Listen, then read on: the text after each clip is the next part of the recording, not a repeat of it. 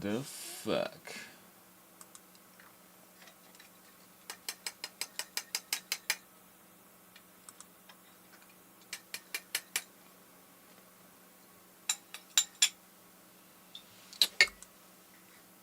That's fucking shit.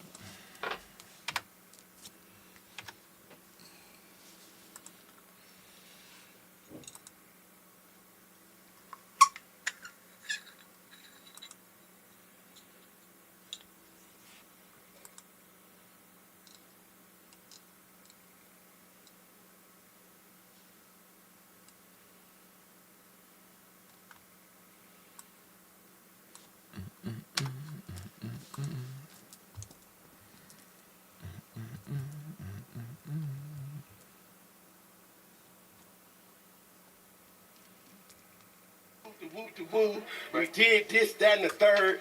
It's the party, Stephen A. Yeah. We ain't worried about class. We ain't worried about food. I can't say it. That's true. Hey, you want a food? No, I worry about something else, but we can't say that. Watch out, Michelle. Let's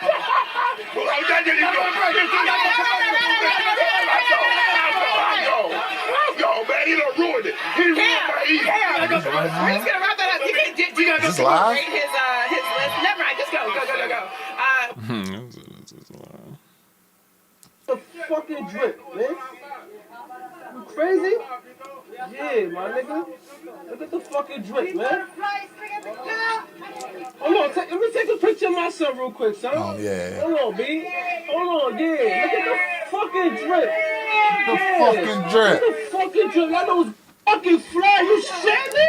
If you shit me, I still got the Denver nugget jeans. If you fucking shit me? That's the best part about New York slang. Are you shit? That's the best saying out of New York slang. Are you shitting me? Hold up. You don't remember I posted the picture of Soulja Boy? That was this. At SeaWorld. It's fuck SeaWorld, but... You were right, unexpectedly made several serious allegations about Jay-Z and Beyonce during that interview. As I said in the moment, they were not present to respond or defend themselves, but now they have.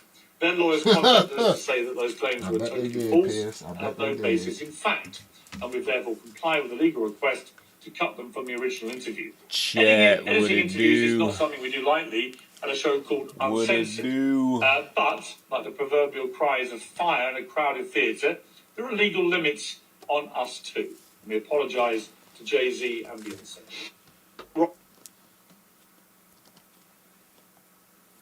There's rumors and then there's nonsense, and this is one step further, right? This is a pointed and formal accusation of something, and I felt it needed to be responded to. So I think somebody reported it was a cease and desist. It wasn't that. It was quite bluntly an ultimatum, which is remove that false accusation that's demonstrably false, or a court's going to order you to. And so I think he made the wise choice and acted accordingly. He meaning Piers Morgan. Removing it and apologizing for it. Exactly yes. what my man Vladimir said. Is that somebody? Yeah, I'm not putting her on my platform. So-called journalistic platform. You know what I'm saying? That kind of random rumor mill, whether it's disconnected from reality or what have you, and lifted it up.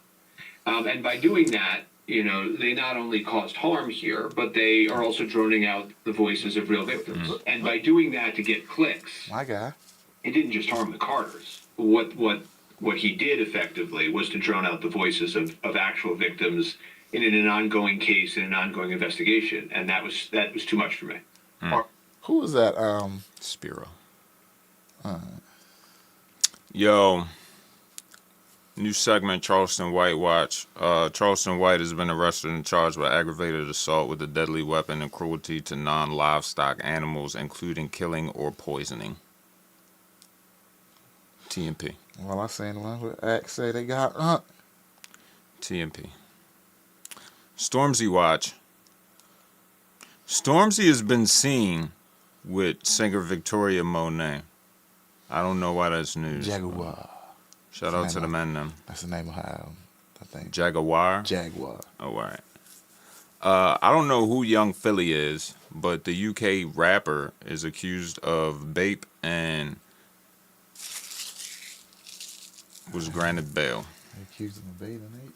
Yeah, he has 1.8 million YouTube subscribers and millions of Instagram and TikTok followers, but he's facing a slew of charges. He's also accused of impeding the woman's breathing or circulation by applying pressure to her neck. He was granted bail with strict conditions, including surrendering his passport, supplying $100,000 security, and reporting to police 7 days a week. He's also banned from commenting online about charges or his accuser, or from coming within 500 meters of two people identified by their initials in the court. 500 meters? Yeah, the meters. It's 1,500 feet, nigga. Just about. Can't be 1,500 feet. I can't even be at the Walmart. The fuck? Oh, man. What else we got on the pre-show? Did she just call me? Ryan, what's it look like out there?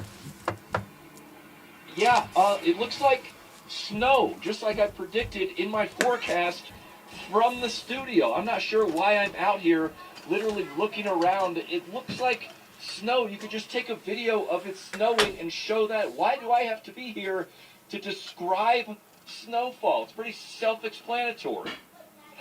Seems like the cold has gotten you in an icy mood yourself, Ryan.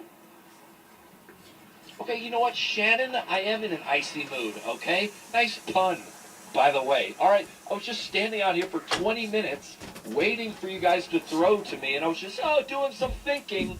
I spent $120,000 on a degree and 4 years in college to come out here and look around and describe what I see. I literally learned that in kindergarten, I Spy. It makes zero sense. Also, you know what else I was thinking while we're at it? When it's like a nice day or sunny, you never send me out to the lake or to the pool for a live shot, but when there's a hurricane or snowing or a blizzard or a flood, send me out there. I'll cover it perfect.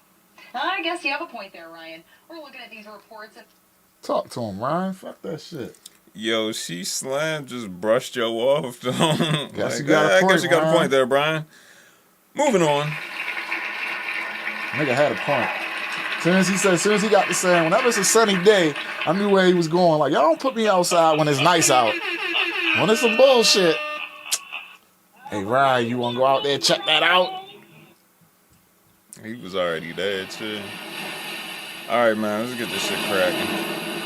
Like I said, I spent $120,000 on a degree and 4 years in college to stand outside and tell y'all what I see. Like that in kindergarten playing I Spy, motherfucker. I Spy. That's one of the most overrated games ever. Another one. Hold on, I gotta play this one more time. I'm sorry. Fucking drip, man. Get my man. Crazy? Are you crazy? Yeah, my nigga. Look at the fucking drip. You shitting me? Drip. Hold on, let me take a picture of myself real quick, son. Hold on, B. Hold on, yeah. Look at the fucking drip. Look at the fucking drip. That was fucking fly. You shit me? If you shit me, I still got the Denver Nugget jeans. If you fucking shit me? My son got the Denver Nugget jeans. Call you my son because you shine like one. Yes, sir. Yes, sir. Yes, sir. Yes, sir. Yes, sir.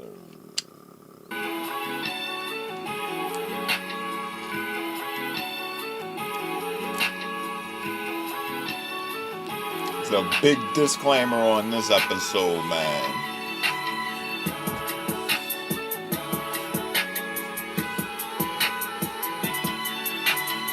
FactCheck Podcast, episode 162.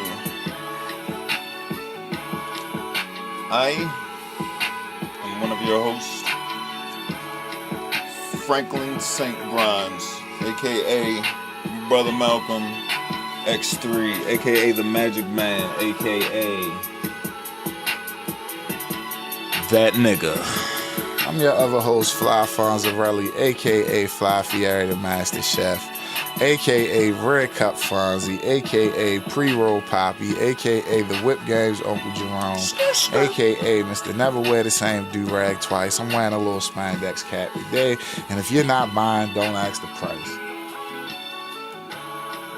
Shit is streaming everywhere you can stream, unless SoundCloud is fucked up. SoundCloud, I'm on your ass. Joe Budden, I'm on your ass. J. Cole, I'm on your ass. I might gotta call my man if he's still available. I got a friend who I was like, yo, I might have to call you doing that. So if we get to talking about that Cole shit, I might gotta phone in on you. He was like, all right, say less. I don't give a fuck who it is. I'm on their ass. Shit is brought to you by FCLG, the MDMA Lifestyle Wave, nigga. AKA the greatest, the biggest, The largest.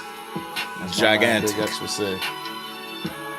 I was at work telling somebody yesterday, one of my co-workers, I was like, yo, Big X dropped today.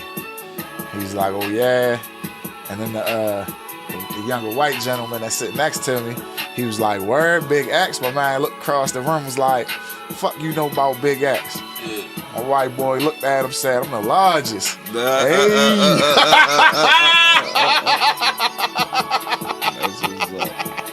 When he said that, I was like, all right.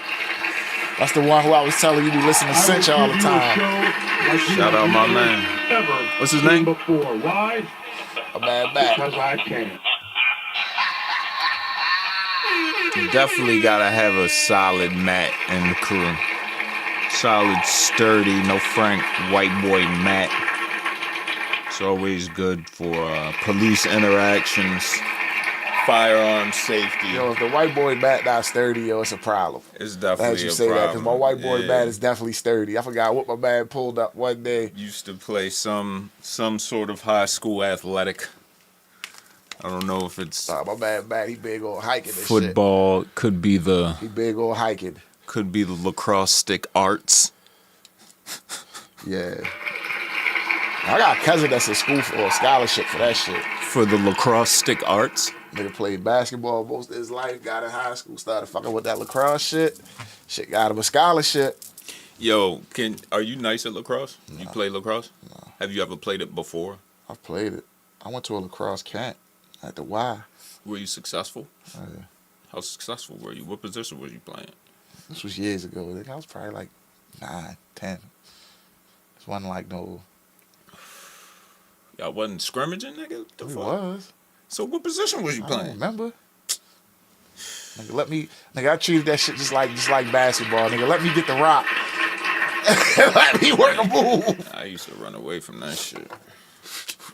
Shout out the chat, man. Who in the chat, man? Let me see who in this motherfucking chat, man. If you in there, just shout out Dice, man. Make sure you hitting like, share, subscribe. If you watching this on YouTube, you watching this on Twitch, which I know you are because I can see who's watching this shit. Shout out to me. Shout out to the whole CMB. God damn. Damn, son, where'd you find this? Yeah, Airhorn strong when you take a week off, huh? Huh? Said, wake up, fellas. Yeah, man, shout out to the whole CMB Wave gang, man. Appreciate y'all. Appreciate all the contributions. Appreciate everyone hitting like, share, subscribe, and everything.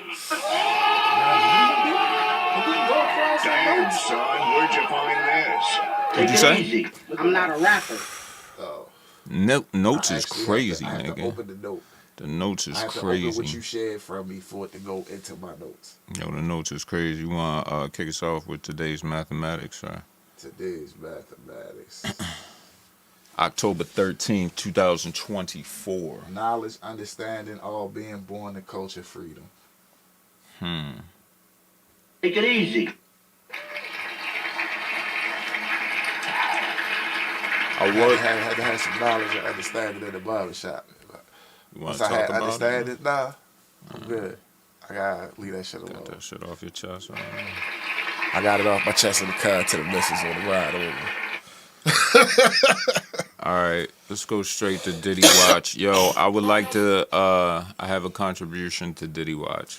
I feel like we should have a theme song for Diddy Watch now, since it's a reoccurring thing on the show. It's going to be here for a while, so I would like to present Exhibit A, if you will.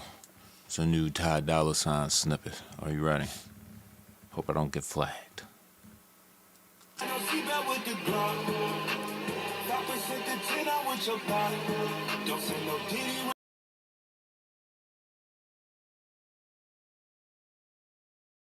Huh? No, this is on it's on Vultures, right? I don't know. I don't think he's on that song. I don't give a fuck. Nah. Don't say no Diddy around me. That's my dog. Also, Bow Wow has spoken since no one, you know, they claim celebrities ain't coming out in defense of the Diddy dog. You know what I'm saying? I know a celebrity that's standing on business. Farnsworth. It's not King. Fuck Not no. King. Nobody. It ain't nobody from that lineage. King. King stood on business. Family full of quitters, if you ask me. Anyway. Bow Wow says the industry feels Diddy's presence is missing. The Bow Wow speaking for the whole industry. Y'all. You understand me? I think it said BET weekend was dead. There wasn't no parties, there wasn't no none of that shit, no motion. It's not just me. I'm what the culture is feeling. Nigga said no motion in the city at all without Puff. He says recently after BET weekend there was no parties, no motion, nowhere to go. When Diddy was around, there was always a party, baby oil, and a place to go after an event. He was really important to the culture. Shout out to Bow Wow for standing on business, defending the Diddy dog, who's only been accused. Another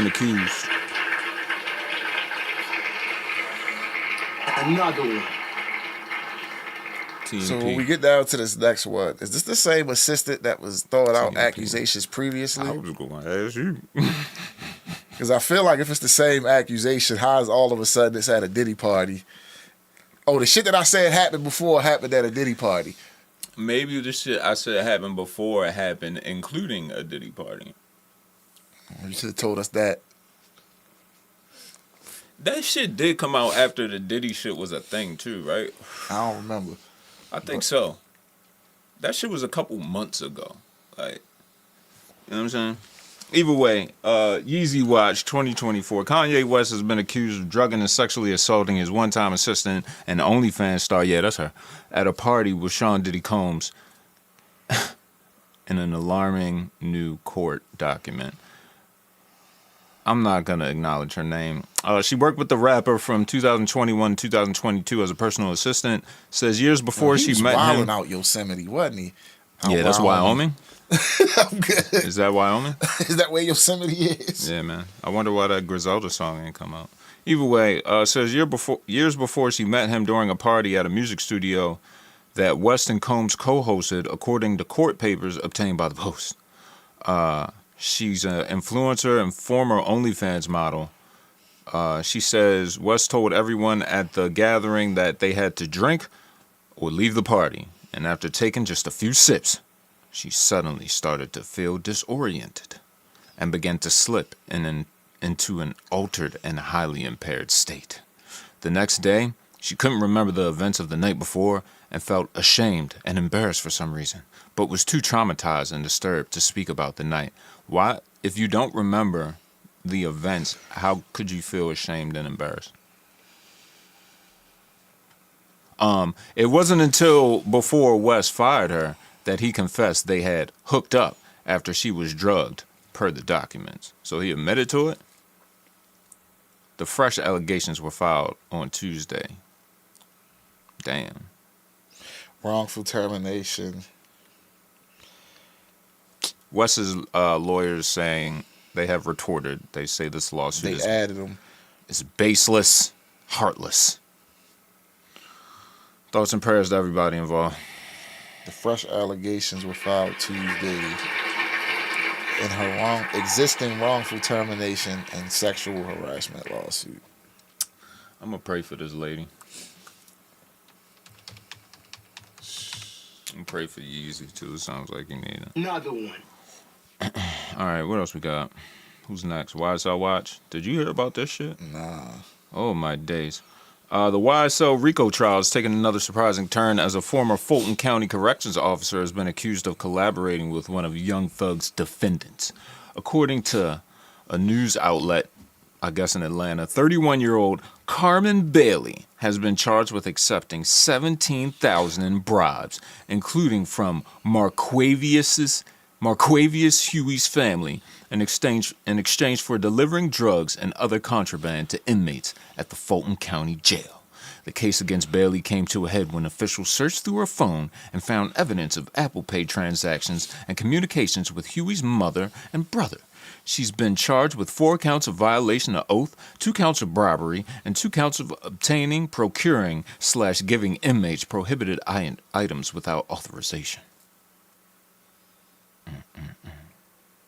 Yeah. Did you see the shit with the judge? Will we talk about that? It's been a few weeks. When the judge was in there wilding out on the prosecutor. Yeah. TMP to everybody involved. Shout out Young Thug. Free Jeffrey.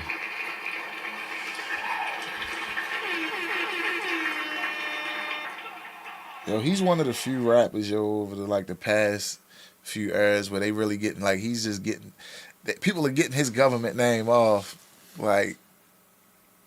He had an album titled Jeffrey, yo. Hey, Free Jeff. Free Jeff. Make sure y'all follow the FactCheck Podcast Instagram at FactCheck Podcast 410. We'll get to the picks in a little bit. Right now, we're going to take a brief intermission. Shout out to one of our sponsors for the day. We'll be right back. The phone getting out of hand? Look out! You need phone relief. The ultimate and hands-free phone design. Watch. Simply attach the special double back fastener to any phone. Then attach the phone relief headset. It's that easy. Hands-free, pain-free. You'll wonder how you ever lived without it. It's perfect for remotes. Now talk hands-free anywhere, anytime. Office work is a pain for Mr. Phone on the Neck, but you won't miss a beat with hands-free freedom. A must for the entire office. Work goes quicker and easier. The padded head.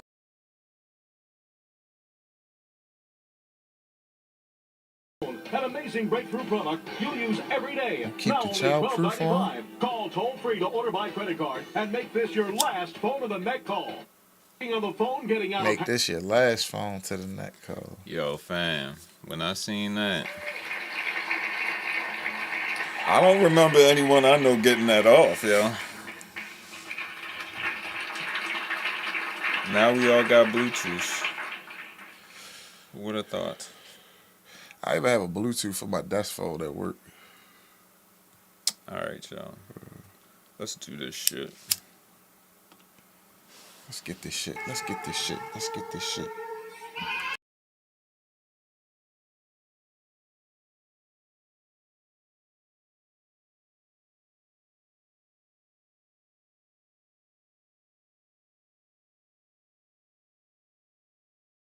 Jimmy Cole for 3, Port Antonio. We gonna run it, but y'all can't hear it.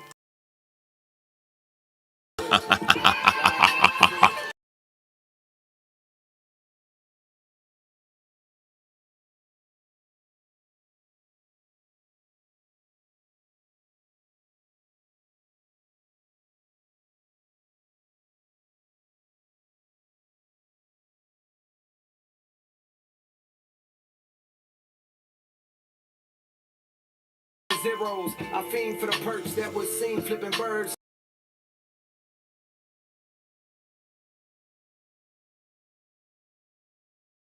Two, I want dimes too.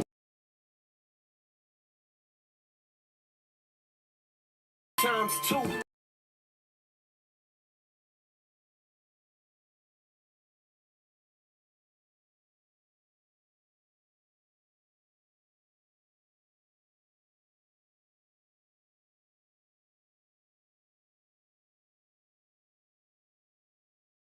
Tell him to stop.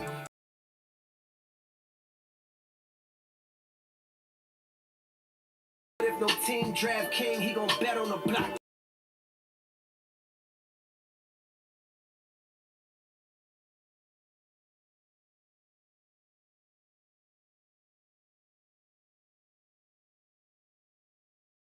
that poverty, then you move to a soft little part of town.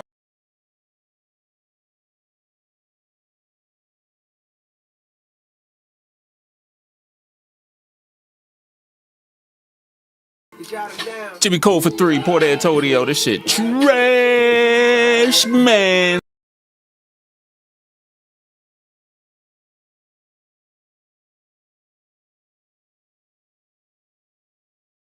Put your flashlights up. Everybody, put your flashlights up. I know we can't have lighters in this function.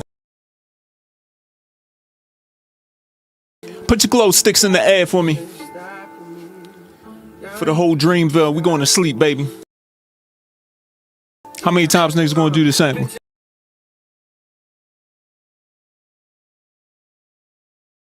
Scaling heights higher than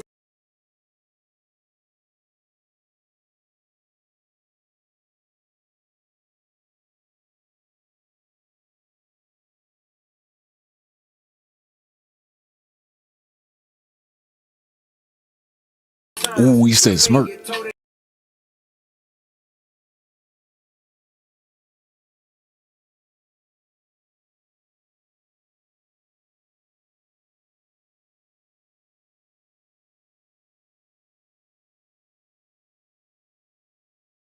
the singing stop the violence tunes with dudes in hospitals.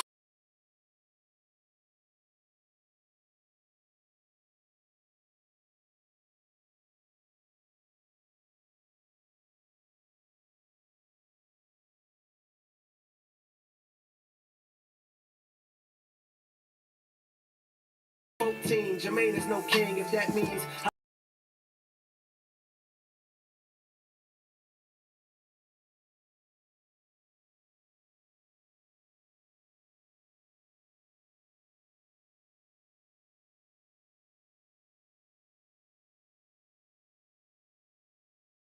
all they blood on me.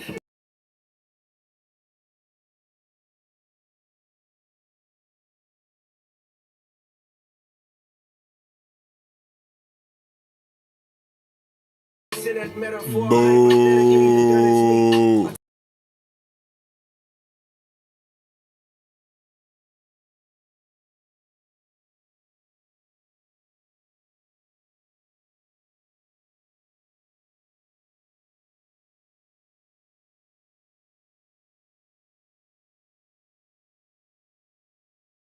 How you going to school and nigga after? Come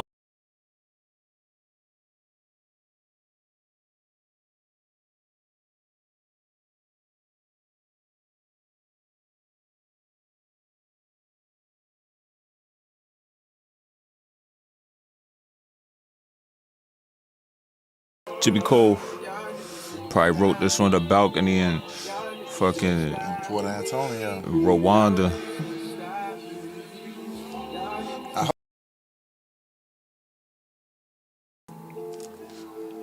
Yeah. All right, man.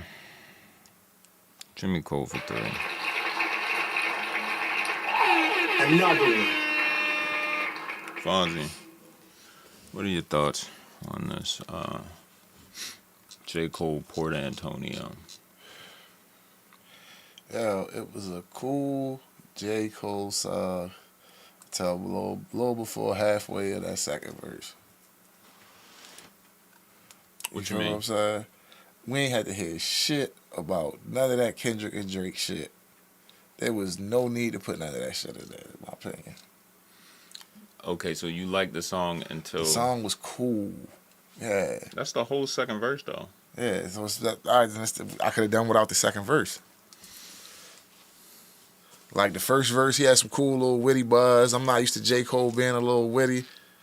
I was in church, but my eye was on the sparrow. Like, them niggas had the birds, like, but I was there, like, oh, okay, cool. Okay. Got to that second verse. Was Mono, I'm mono, I'm bono, I'm you times 2. That was all right. You don't expect, that's not Cole type shit. It just sounded like a J. Cole beat. Like some shit that he would rap over. That first verse was some shit Yo, that he what would do spit. this nigga be talking about? Yo, even on the first verse, it's like, bro, what the fuck are you talking about? Nothing. He don't be talking about shit. He can rhyme words really good. So you say he's black Eminem? I'm looking at the. I don't know. Eminem, what do Eminem be talking about? Going through rehab and Nah, that was back. Nah, we passed. What did he talk about now? Music to be murdered by. That's what he be talking about? Lyrical miracle murder. This ain't that. It's lyrical miracle. Yo it ain't murder, but Yo said young Jermaine walked the straight and narrow. Minimum wage jobs for dinero, but still my mind was on the zeros. All right, bro. All right, you had a couple jobs for you got on and shit. All right, you still trying to get this money. But I fiend for the perks that was seen flipping birds, so we was skipping church, but my eyes was on the sparrows. All right. All right, bro. Everybody wanted to get it like the older guys. All right. Had me there. Had me up.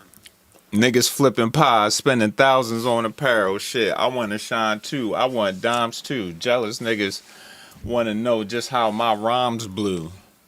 What? Mono a mono, I'm bono, I'm you times two. Who? Now I'm bougie, I done outgrew the fountain blue. Okay. But never forget the spot where I developed my plot. I guess that's North Carolina. North Carolina. To dwell at the top, the Ville, can't forget the Ville, where all my skeletons lie. Ooh, it's getting spooky. So I got some skeletons. It's getting spooky. You got the skeletons. He got some skeletons in the Ville. He got the skeletons. If I could do it all over, then I never would swap. What? I've seen good, I've seen bad, had my melanin mocked. Come on, bro. You're not gonna get me with the light skin struggle. I've seen lifelong friends turn to devilish ops. Ooh, devilish. Everybody done went through it though, bro. I was Mike in red leather trying to tell him to stop. Huh? Keep going, you gotta keep going. Oh, okay. You better beat it, for you see the heavy metal get popped. Ooh. Had to have a gun bar in there. And you remember in the beat Had to have a gun bar Mike in there. was in between the niggas like with the red. Okay. Because my mind automatically went to Thriller.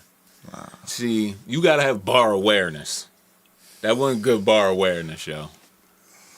He ain't read the stage on that one. Either way. He was a mean ass wing with a hell of a shot. He had the red level on and beat it too. Understood, Farnsworth. I know. He was in between. When them niggas was getting ready to fight, he was like, "Yo, hold on." It wasn't good because when you say Mike in the red level, niggas do go straight to Thriller. Gotta have bar awareness, man. He was a mean ass wing with a hell of a shot. But if no team draft king, he gonna bet on the block. What that mean, Fonzie? He talking about? No, he talking in third person on that one. What he talking about? He's a mean wing with a hell of a shot. He talking about himself? Might have been. Okay. Could have been. So if this rap shit ain't work if out, if that basketball shit ain't, or this rap shit ain't work, if either or, he was taking it to the matches. Going to the block, nigga. The mean ass wing with a hell of a shot. Hell of a shot, He but like if nobody draft king, he gonna bet on the block. He like quick at Harlem Nights in the fucking floor shot. Bing, bing, bing. He want to ball till he fall, or till the Federals knock, and sit his ass on the bench for moving careless with the rock. You can't relate unless your father was not around. See, this when the shit get goofy. And your mother went out and found something else and brought them around. He on his Eminem shit right here. And they salaries then combined. When they married, it bought you out of that poverty. And you moved to a soft little part of town. What? So that when you back in the hood, you feel awkward about it now. What? And your confidence starts to drown. But the rapping gave you some positive thoughts, so you jot them down. You jot them down. Nigga. This shit got real Eminem. Tell me how my ass tastes. On the dead homie. This shit ass, yo. I said it's a regular J. Cole song. This shit ass, until he gets yo. to talk about the Drake and Kendrick shit. This shit is the bootiest of J. Cole's song. The booty of bootiest. Ride, and what's the hook? Ride to it. Ride to it. I thought it was the other part. Y'all niggas ain't stopping me. Y'all niggas ain't stopping me. Y'all niggas ain't stopping me. Y'all niggas ain't stopping me. Even the hook saw Fonzie. Benjamin Button Cole.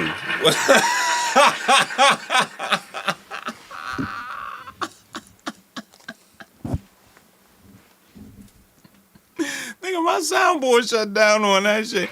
He called himself Benjamin Button Cole, fam. Like I said, he aging backwards.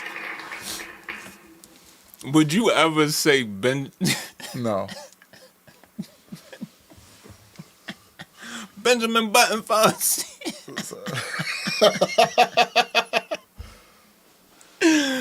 I'm Benjamin Button Frank, bro. BBF. You see the lighter? The Might, Benjamin man. Button buzz is kind of played out too. Benjamin Button Cole. He led with that, fam. You know. Somebody in the room, Jed or one of them niggas in the room was like, yeah. He probably, nah, it was probably one of them Earth Gang niggas brought that to the table. Ain't Jed bro. an Earth Gang? He not an Earth Gang? I thought Earth Gang was 2 niggas, bro. And he ain't one of them. Don't get me the Go line. ahead, fact check it if you want to, bro. Don't get me the line. Let me get back to these bars.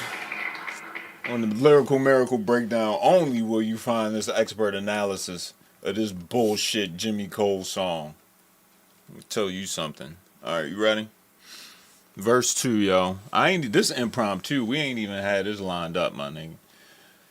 All right. Nah, they just run around with Jed. They had a crew called Spillage Yeah, Village. Spillage Village. I try to tell you, nigga. All right, here we go. Benjamin Button Cole flows reverse time. Right, Boots? right, Boots? To find deliveries good as mine, you gotta search primes. Deliveries good as mine, search primes.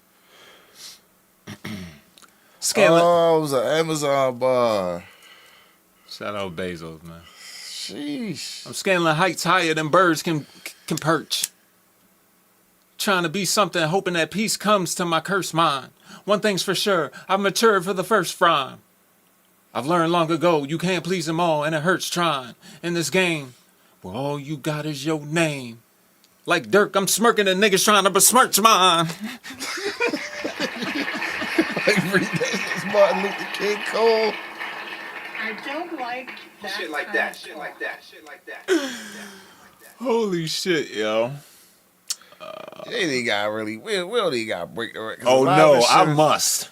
Oh, you gonna keep going? Oh yeah, fuck yeah. Absurd times where the fate get toted as wise. I can see hate in both of your eyes, but the third's blind. So you search lines, but you struggle. Which explains the puzzled look on your dull face as the word. Shit like that. Shit like that. Shit like that. Shit like that. Yo, did he holler at Lux or some shit? I hate what raps become. But like, do not disturb signs, can't knock if I see it's bout the dough.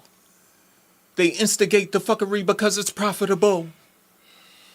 But singing stop the violence tunes when dudes in hospitals. I pulled the plug because I've seen where that was about to go. They wanted blood. They wanted clicks to make my pockets grow. Oh, to make they pockets grow. I'm sorry, Jimmy Cole. They see this fire in my pen and think I'm dodging smoke.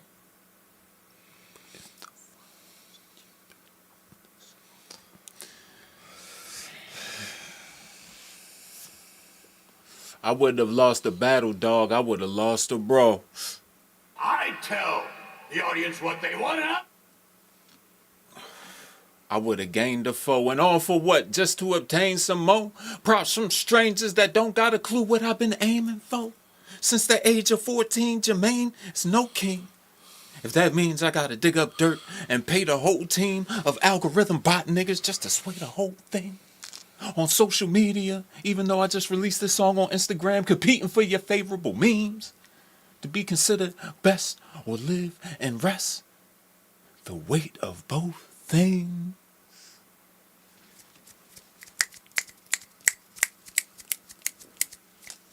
I understand. God damn. This is why you ain't want to go through this. I understand the thirst of being first that made them both swing. You was on a song with the... Nah, and what's the line he originally said, yo?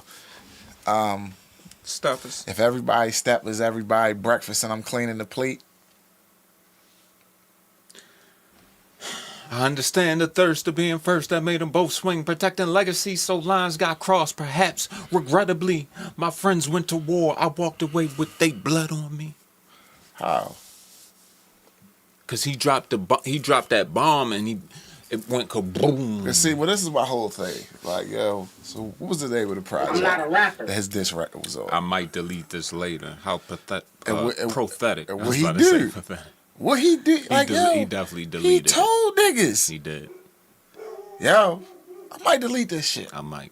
But I might not. But I might not. But I might. But I might.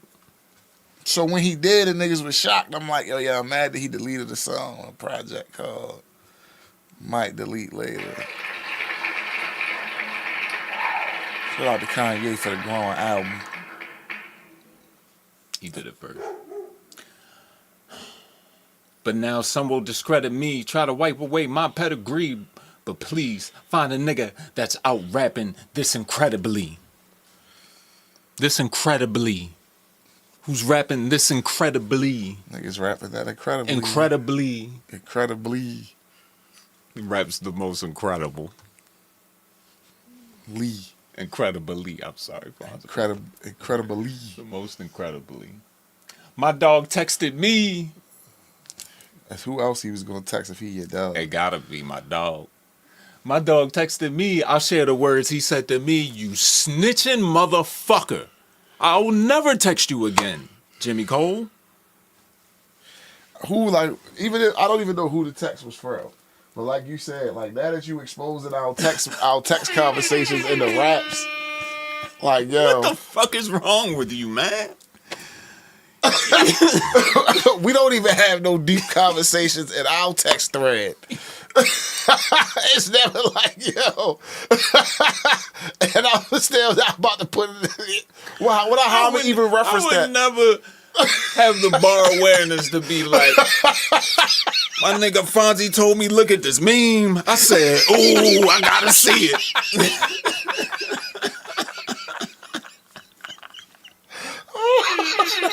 That's what I was about to say. Like, yo, here go the notes for the show, bro. I had to look.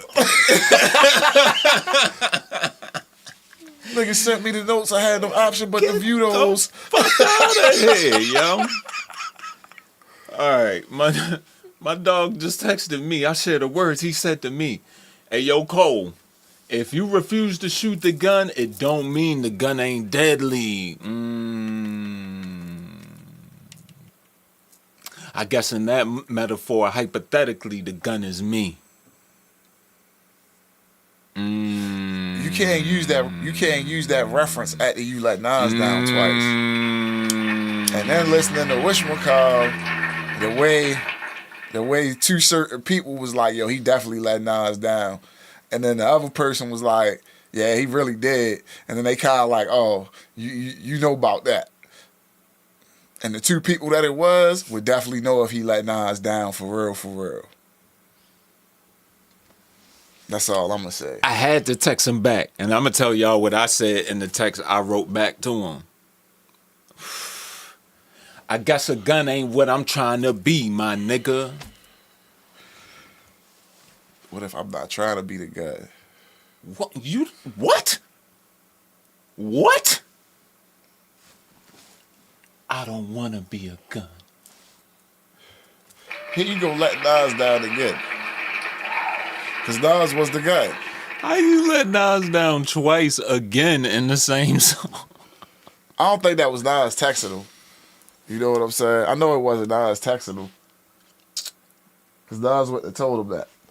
They stripped me of my spot and now I'm finally free, my nigga. They say I'm picking sides, A. Don't you lie on me, my nigga. They start another war, A. Drake, you'll always be my nigga. I ain't ashamed to say you did a lot for me, my nigga. I still love you. Fuck all the narratives. Tap back into your magic penance was imperative. This is what I'm gonna tell you what you need to do. I'm good. Reminding these folks, this nigga said folks. These folks. Why we do it, it's not for beefing. It's for speaking our thoughts, pushing ourselves, reaching the charts. You're the best around. Reaching your minds deep in your heart. Screaming to find emotions to touch. Something inside to open you up. No Frank, my nigga. Help you cope with the rough times and shit. How do you know I'm going through rough times? I'm out here fucking all these young bitches. I'm with the goons. I'm on vacation. You know what I mean? OVO. Nigga just did a motherfucking Zoolander OVO ad with the Zoolander face and shit. 100 gigs on your head top, nigga. With like Fuck 30, is you talking like 20, about? 30 goons around them in the black and white OVO hoodies, making the Zoolander face. Like, nigga, how you know what I'm going through? I'm sending love cause we ain't promised shit, my nigga. We not. That's true. Y'all niggas ain't stopping me. Y'all niggas ain't stopping me. My whole thing is FactCheck Podcast, episode 162. don't jump in some shit. Fucker. Don't jump in some shit, then back out, and then come back a few months later telling niggas how, oh, I wouldn't have won the battle. I would have lost a friend. So you saying it like you would have killed the nigga or something. I don't want to hear about what you would have did. Hey, you want to know something else, Fonzie? I don't think anybody likes him. What they say if Wood was a fifth, we all be drunk. Yeah, man. Right. I don't think he friends with nobody. I think when niggas roll through the Midwest, you know, that Sun Belt, them goddamn middle states, you need somebody on the tour with you. Who you gonna call? Jimmy Cole for 3. You wanna know why? He from the Ville. And you got skeletons. Skeletons in the Ville. So all the goons from the mean streets of Ohio to the cornfields in Nebraska, North Carolina, so it's coming out for Jimmy Cole. Are they? All right. Is that the demographic? Hey man, All you gotta right. get it how you live, and I ain't mad at him, but I'm mad at this fucking song.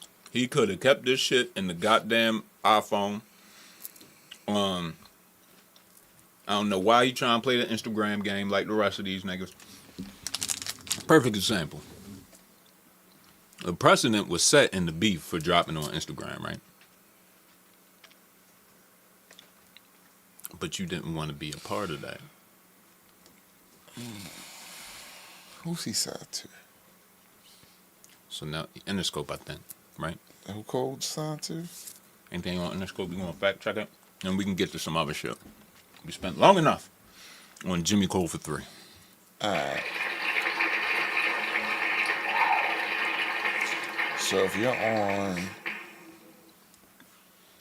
distributed through Interscope, you're technically Universal. Alright? So. Alright. I got an interesting article I wanna. They got a deal. They have a deal with Meta. Yeah. So if I'm a Universal artist, I got some shit I'm about to drop.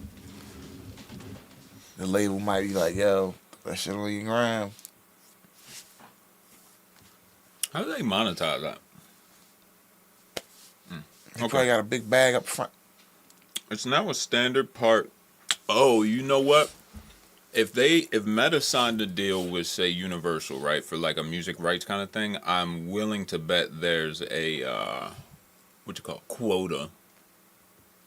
You know? Sometimes so it's probably like, yo, like this shit sit on the gram. Yeah, Jimmy Cole for 3. We need something right like, now. This shit on the gram for like a couple weeks. Then he throw it on the DSPs. Because then it's like, yo, unless a nigga rips it from the gram and puts it on YouTube, only you gotta go to the gram to listen to it, more or less. I wonder what the metadata is like dropping it on the gram as opposed to like some other shit. Crazy. Because you gotta think. I can put this shit on the gram. Niggas on the gram all day. Niggas go check their gram all throughout the day. So if you see a new J. Cole joint drop, or your new favorite artist just drop, and you get to listen to the whole song right there, you ain't even gotta leave Instagram to go to the Apple Music or the Spotify or the Tidal. I can just play this shit right here on my Instagram. All right, check this out, bro. Artists specific licensing agreements are a temporary block to the social first trend, not an absolute one. It also means the social first opportunity is open to the next generation of yet to be signed acts who are already leaning more towards social media anyways, unable to earn meaningful income nor connect directly with fans on streaming platforms. New generations of creators are plotting their careers on social media where they can build fan bases and cement themselves within popular culture.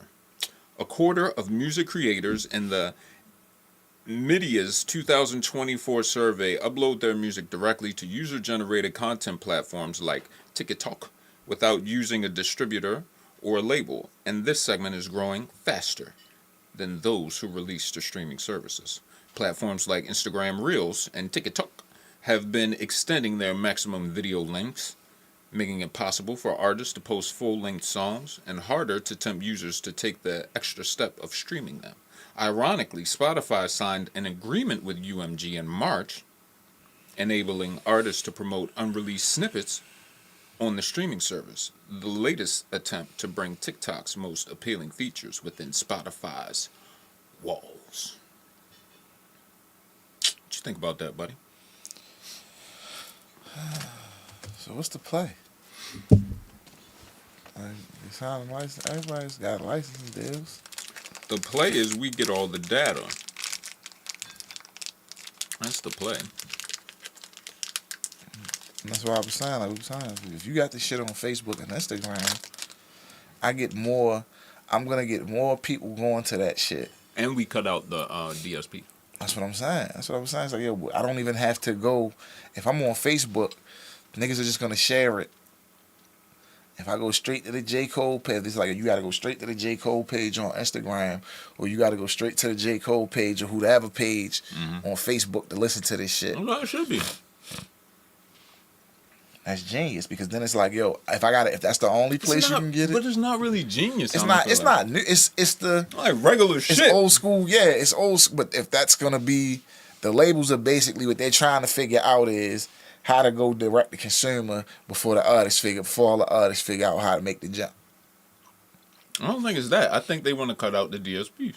Yeah, them deals is probably not favorable for the label. That's what I think the play is. They done went to Zuckerberg. Like, yo, fuck that little Swedish dude. Let's get him out the paint.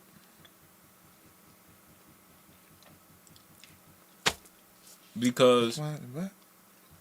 No, that sound like up top. Because if that wasn't the case, then they would just enable Spotify to be on Instagram and Facebook and shit. You know what I'm saying? They would integrate it. And it kind of is integrated with like the stories and shit. See, and this is the whole thing. You know how Facebook give it up, or Meta. You know how they've always given it up. Yo, let us buy your shit. No. Okay. Right. We'll just make our own shit. We'll make our own shit. You don't want to sell it to us. Yeah. Okay. How you think like statuses became a thing on Facebook? Is that MySpace? No. Twitter. Okay. Really? I always remember statuses on Facebook. Nah. Facebook used to be able to post pictures. Shout out to everybody watching on Twitch, you dirty motherfuckers. That's why Instagram somehow made sense, but fuck Jimmy Cole though. All right. Whoa, shit. I don't know what that was. We got some news with Raw Skinny. You ready, yo? Yeah. Mushroom magic killers. You heard about this? No. Mass casualty incident declared after children and adults eat toxic mushrooms. Emergency services in Peach Bottom Township, Pennsylvania, responded to a mass casualty incident after 11 people, including children, became ill from eating toxic mushrooms. The incident occurred Friday, October 11th. All affected individuals were taken to the hospital and are reportedly in stable condition. Units from multiple counties were dispatched to the scene. The Delta Cardiff Volunteer Fire Company confirmed the situation, and local authorities continue to monitor the victim's health. Peach Bottom Township is located about 56 miles southeast of Harrisburg, Pennsylvania. That's crazy. TMP to everybody involved. You can't be eating mushrooms just from the grass. Yeah, not at all. Not at all. That's what I was about to say. Y'all eating them joints straight out the ground. That's crazy. All right, there's a new term going around called hygiene poverty. Was that the door? All right, about to have some guests come in soon. Matter of fact, yeah. Damn, yo. Hey, what's going on, guys? What up? Welcome to the FactCheck podcast. Come on in. Have a seat. Am I moving Flamingo? Yeah, you can move Flamingo. What up, bro? What's up, Dice Man and Jules the Jam? Shout out to y'all. How you feeling, good brother? Feeling good, man. How y'all feeling? Feeling great. Make yourselves at home. Yeah, Put that thing on the floor. I don't give a fuck.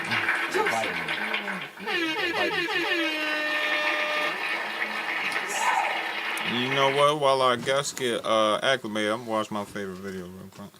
Fucking drip, man. You crazy? Yeah, my nigga. Look at the fucking drip, man.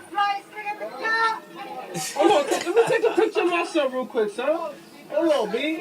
Hold on, yeah. Look at the fucking drip. Look at the fucking drip. Look at the fucking drip. Look at the fucking drip. You shaving? If you shaving, my son got the Denver Nuggets. My son got the Denver Nuggets jeans. All right, y'all. Y'all came right in the middle of news with Brother Malcolm X3. So y'all gonna help us finish this fucking show. Here we go. We just finished the J. Cole discussion. I'm glad y'all missed that because it was a bunch of hate. All right. Increase in hygiene poverty as teachers report students arriving with dirty clothes, unwashed hair, and unbrushed funky ass mouths and shit. All right. A new survey reveals a rise in hygiene poverty, but they're putting a name on this shit. Hygiene poverty, my nigga. With most school staff witnessing students in dirty clothes with unwashed hair and unbrushed teeth over the past year. 4 and 5 staff members reporting an increase in hygiene-related issues, with a third calling it significant. Nearly 30% observed students missing school due to hygiene problems, and many staff have spent their own money, an average of $27, buying soap, toiletries, and washing their funky-ass uniforms for families in need. The Hygiene Bank estimates school staff have spent $40 million of their own money addressing hygiene poverty. Poverty. Teachers say the crisis impacts children's health, well-being, and education. A government spokesperson highlighted actions to address child poverty. It's almost as worse as the P word, including capping uniform costs, introducing breakfast clubs, What the fuck does that have to do with anything? And launching a child poverty task force to tackle these issues. A fucking child poverty task force? The CPT, nigga? What the fuck is a Breakfast Club gonna help with fucking hygiene, bro? That shit gonna make shit worse. Now they got syrup stains on they funky ass clothes and shit. What the fuck is we talking about, bro? Yo, So you don't want this. nah. So that would explain why. So right in the beginning of school, they was having, or last year I guess, they was having like back to school stuff, and that would explain why they had like laundry pods and like some of the stuff they was giving the students. I was confused. They was as sending to that why. shit home? No, like, so you know, if you went to like the back to school, like the little events, like when my Yeah. daughter was in the first grade, they had like these little events that, you know, going back to school, whatever. Mhm. So like they would give you like, you know, they had people there that was handing out like little bags and stuff like that. And Yeah. within the bags, they had like little Tide Pods. So they was sending that shit home. Yeah, they was giving it to take home. That's wicked as shit. And then they was asking you about if you had like access. Yo, only to, on the FactCheck podcast. Huh? They was asking you if you had access Find to it like deeper, darker, laundry and shit, because Yeah. like a They was laundry. asking that? Yeah, because that's a good way to find out if niggas got a washing machine or not. Yeah, If they give that shit back, they know they want the funky ones. Yeah, so when they had this, I said, "What? I don't This need shit's this." not funny, And but so this she is was- crazy. So they was trying to figure that out, because I did wind up seeing randomly like you said, children are coming to school. So some schools actually have like washer and dryers in their school so kids can wash their clothes. Hey, yo, hold up. I ain't know you was going there with it. I wonder what's the mental like on the kids, because you know, back in my day, we had some shit like that. You could have washed this shit, but still shit could have just been dingy. Niggas would have been walking in the hallway like, hygiene poverty! You know what I'm saying? Niggas to get your shoes, hygiene poverty! Child poverty. Nigga, you know what I'm saying? That's nuts, bro. Yo, niggas are going That's not crazy. even allowed in schools no more. That's bullying. bro. That's bullying. That's bullying. Yo, niggas The shit went that we crazy like, about yo, that. we would have gotten kicked out of school. If we was in school today, we're getting kicked out of school. The whole The school. shit we did. The whole, the shit it would have that been happened- it would have been in mass gym. expulsion. The shit that happened to us as kids, like a nigga with glasses. Yeah, yo. I ain't wear my shit in middle school, cuz. But it's Niggas not was going crazy. It's not the fact that coming to school musty just once. No, it's the reoccurrence. Like, yo, you come to Now school. that's hygiene Yeah, poverty. you come to school a week straight and you smelling like you came out of Ass gym and butt and you and ain't shit. even got gym. Yeah. There's a problem. So now you got the teachers questioning, because now kids are making fun of you. Like- so now the teachers are trying to kind of ask without asking. So now they sending you Tide like- Pods and shit. Mr. Fonzie, I don't want to sit next to his funky ass. They need shit at jobs then too. They need hygiene poverty for jobs. You a grown ass All man. right. You should know you stink. So basically, to sum it up, guys, FactCheck podcast love the kids. All right, moving on. Fonzie, I wanted to get your thoughts on this big Doja news. All right, you know Doja Cat is one of our favorite female, whatever the fucks.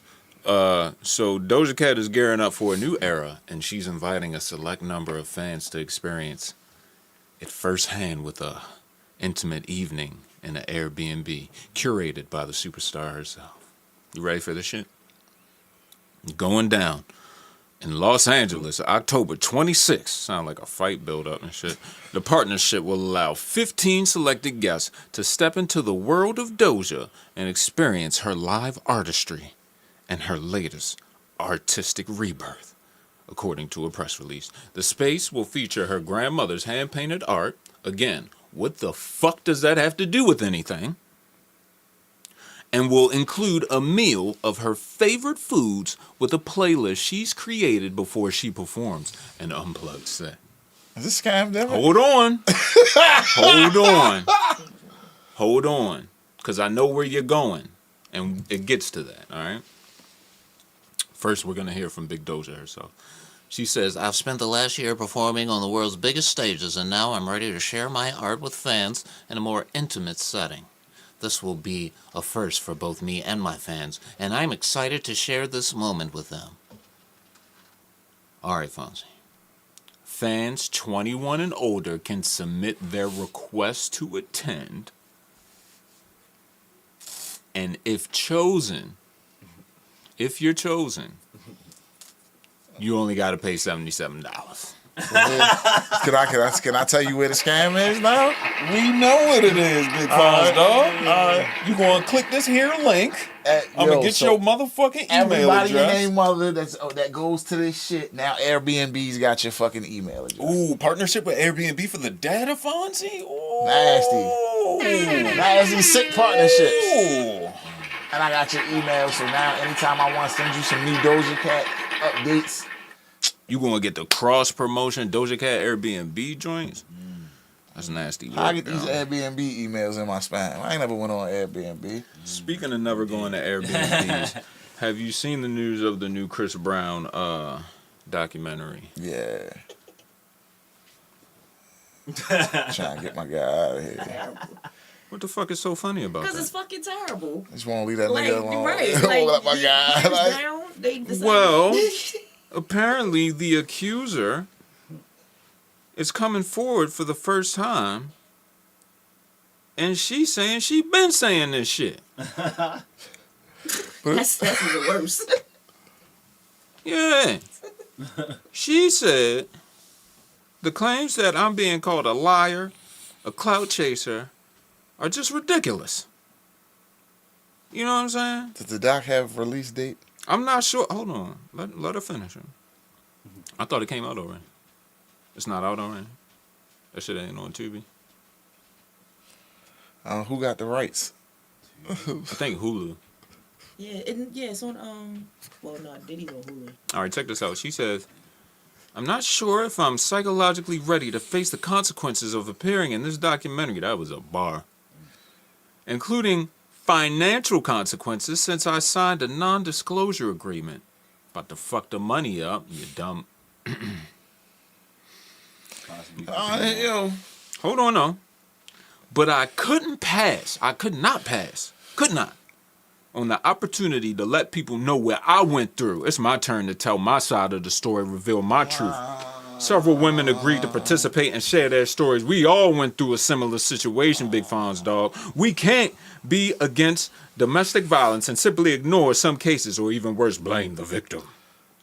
This is an investigative documentary in which I provided some evidence from the facts that happened to me back in 2016. I can't say much now, but please watch it when it airs on October 27th, and then we can talk more. So if she signed an NDA. You ain't just signed no NDA for free to not talk about none of this shit for all these years. No, it sounds like she signed an NDA, and now what up, KC? It sounds like she had an NDA, and now she's breaking the NDA by doing whatever the fuck she's about to do. That's what I'm saying. You don't think if there was some paper that came with that NDA, there was some bread behind that? Yeah, you definitely fucking. So if you took some bread already, restitution. Took the bread already, and signed the paper saying, "Hey, me taking this money means I'm gonna shut the fuck up." Mm-hmm. Even if it happened to you, I can't sit there and say I'm not speaking on if it happened or if it didn't happen. But once you sign that paper and take that money, you can't come out. You can't come out here and do that. You can't. That's what unless you don't get paid. You don't think that nigga paid? We don't know. Maybe it wasn't that amount. You can't come back. You can't spend the block and ask for more money after the fact. Unless you didn't get paid. Right? Right? That's the only reason you would come out.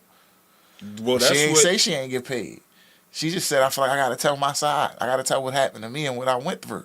Right, because we can't be selective with the cases we choose to prosecute and the ones we don't. Not if we handled this outside and there was some paperwork behind this shit. No, that was then. That was then. Things have changed. So now I want to drag your name through the mud. So if that's the case, so this is how this plays out with her specifically. If she signed an NDA, right? This is where big bank takes little bank. I'm going to take you to court for going against the NDA. And I got so much money that you're not going to be able to just keep going back and forth with all the shit my lawyers are going to be doing. And you're going to be like, all right, I'm good. Well, shit. Because now I'm suing you for going outside of the NDA, and I want big money because I'm big money, and you trying to tarnish my name. And I bet you I could still. Never mind. Yo, dumbass of the week. This happened in Portland, Oregon. You ready for this shit, Fonzie? Out in Portland. Police discovered a bag. Humorously, why they gotta use these fucking big ass words today, yo? I did a spelling bee. I lost in a spelling bee last night, man. To where? Yeah, I'll tell you about it. Police discovered a funny bag labeled "Definitely Not a Bag Full of Drugs," which ironically contained over 10 grams of fentanyl and meth. The find occurred when officers pulled over a driver and a passenger in a reportedly stolen vehicle. Along with the drugs, they also recovered scales, cash, and a loaded firearm. Portland Police Bureau shared the discovery on X, where a photo of the brown makeup bag with its bold label was posted alongside the other confiscated items. A man and woman were arrested and are facing charges of drug possession and possession of the stolen vehicle. Definitely not a bag full of drugs. I'm looking at it. Oh, sorry. And see, big Fenty. Let's see. This is the whole thing about it, because it's such a small amount. I got of fentanyl. That's a lot. 10 grams is a lot. Yeah. That can do a lot, but because of, in the grand scheme of things, he can be like, well, that's that was for me. I was about to go home and get crazy. I was about to go home and never wake up again. Right?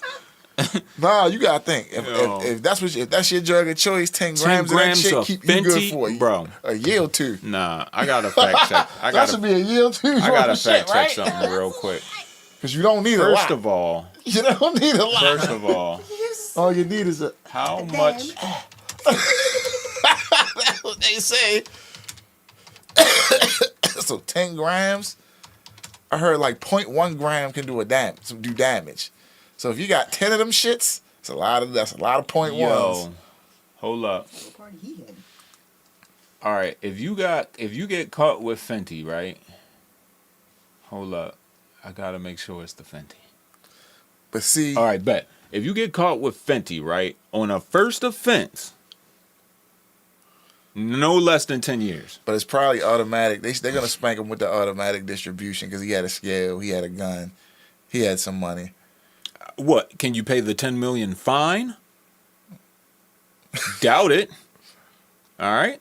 You get smacked with distribution. Now look, you looking at 10 for the Fenty alone, and you talking about personal, and that's just for 5 grams. The thing said they hit him with possession, right? Now I need to know how much Fenty gets you fucked up. Right. They said drug possession and possession of the stolen vehicle.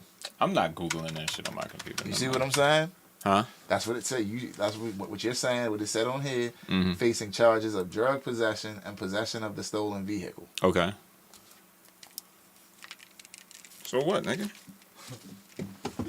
Possession of drugs and a stolen vehicle. Oh, yeah, you're right. It's not like they're hitting them with distribution. And then they said he had a scale. Right, he had a scale, he had a gun, he had money. They could really spank him with distribution. He probably snitched. Why ain't they charging him with that gun and shit? He snitched already. Was it a legal gun? I got a hot take for you because I just seen this video of Dirk and his homie in prayer, and I think that's so beautiful. Like, I just want to give a round of applause for that. I think that's wonderful. Shout out to black men. My question to you is, are the feds about to lock him up or something? Because he's been doing a lot of strange things, yo. I don't know. What else could it be? You don't just try to change your name, change your religion, disown things, make a For the Kids song with Jimmy Cole. He probably shot it in the Ville. That nigga went to the Ville. J. Cole got his skeletons at. Did you know, did you know Jimmy Cole has skeletons in the Ville? That nigga said I got He skeletons. can't go back. I got skeletons. He can't go back to the Ville. Like, he can go back because it's the Ville, but in certain places he can't go. That nigga said in the Ville where I got skeletons at. Skeletons at. He's like, they got skeletons in the Ville. That's the craziest shit I ever heard that nigga say. I ain't gonna lie to you. Like, yo, I didn't know you had skeletons in the Ville. J. Cole, what the fuck are you talking about, man? Yo, still. I would like to know. Two things about J. Cole music. What are you talking about and who are you talking to, yo? Because the way I see it at this point, he's only talking to one person, and that is the man in the mirror, yo. I believe every verse he writes, he's standing in the mirror like, oh, I'm my only competition. I am the Spider-Man meme. But it always been that for me, for him. You know what I'm saying? Like, nigga, get the fuck out of here. I don't believe you neither. You wanna know why? Cause I seen you like the goddamn J. Cole song when I was playing it on the fucking shit. I'm like, oh, Dice Man like this shit. But he always been trying to outdo himself since he can't be Jay-Z. Who the fuck are you? Yeah, who is? You know what I'm saying? Like, When did niggas say he was that nice, yo? Can we trace this back? When was niggas all of a sudden like, yo, this nigga can rap his fucking ass off. He one of the GOATs. Oh my God, J. Cole, he's so nice. Oh my God, that one J. Cole song. So I played that shit 50. I've never heard nobody ever say this shit, and then all of a sudden, it's the big three. Don't look at me. Are you a Jimmy Cole fan, sir? Huh? You been, yeah? Yeah? all that type shit. He nice? The hoodie on. Yeah, I mean, I've been fucking with J. Cole, so I can't. So what's the argument, my nigga? When did this shit start? I couldn't tell you. That's what I'm saying. I couldn't tell you. I've been just because of me. You know what I'm saying? So you've been thought he was just a little bit nicer than Logic, or like, what are we saying, bro? I can kind of say this is probably where the big three thing comes from. Out of that class of them niggas when they was all coming out, those are the three niggas that kind of commercially was able to stand a test of time. Out of that class. You gotta remember, them niggas came out 08, 09. Wale still out, but he's always been in and out. He's that they're the A tier. Wale, Meek, and them niggas is like the B tier. You get what I'm saying? rap wise, I think Wale raps. Facts. No, you said Meek. No, he's in that B tier. Them niggas. He might be C tier now, but at a certain point, he was that B tier. Yeah, you know what I'm saying? Like, there was a point in time where it was like, all right, I don't know who the C tier niggas is, but like as Big far as Sean, he not a B tier nigga. Niggas would consider him a C tier. At one point he was in them conversations with them niggas. I think he is. Me personally, but I think he is. What's the difference between Big Sean and J. Cole? Oh, a lot. You go back to some of Sean early shit, you like, oh, okay.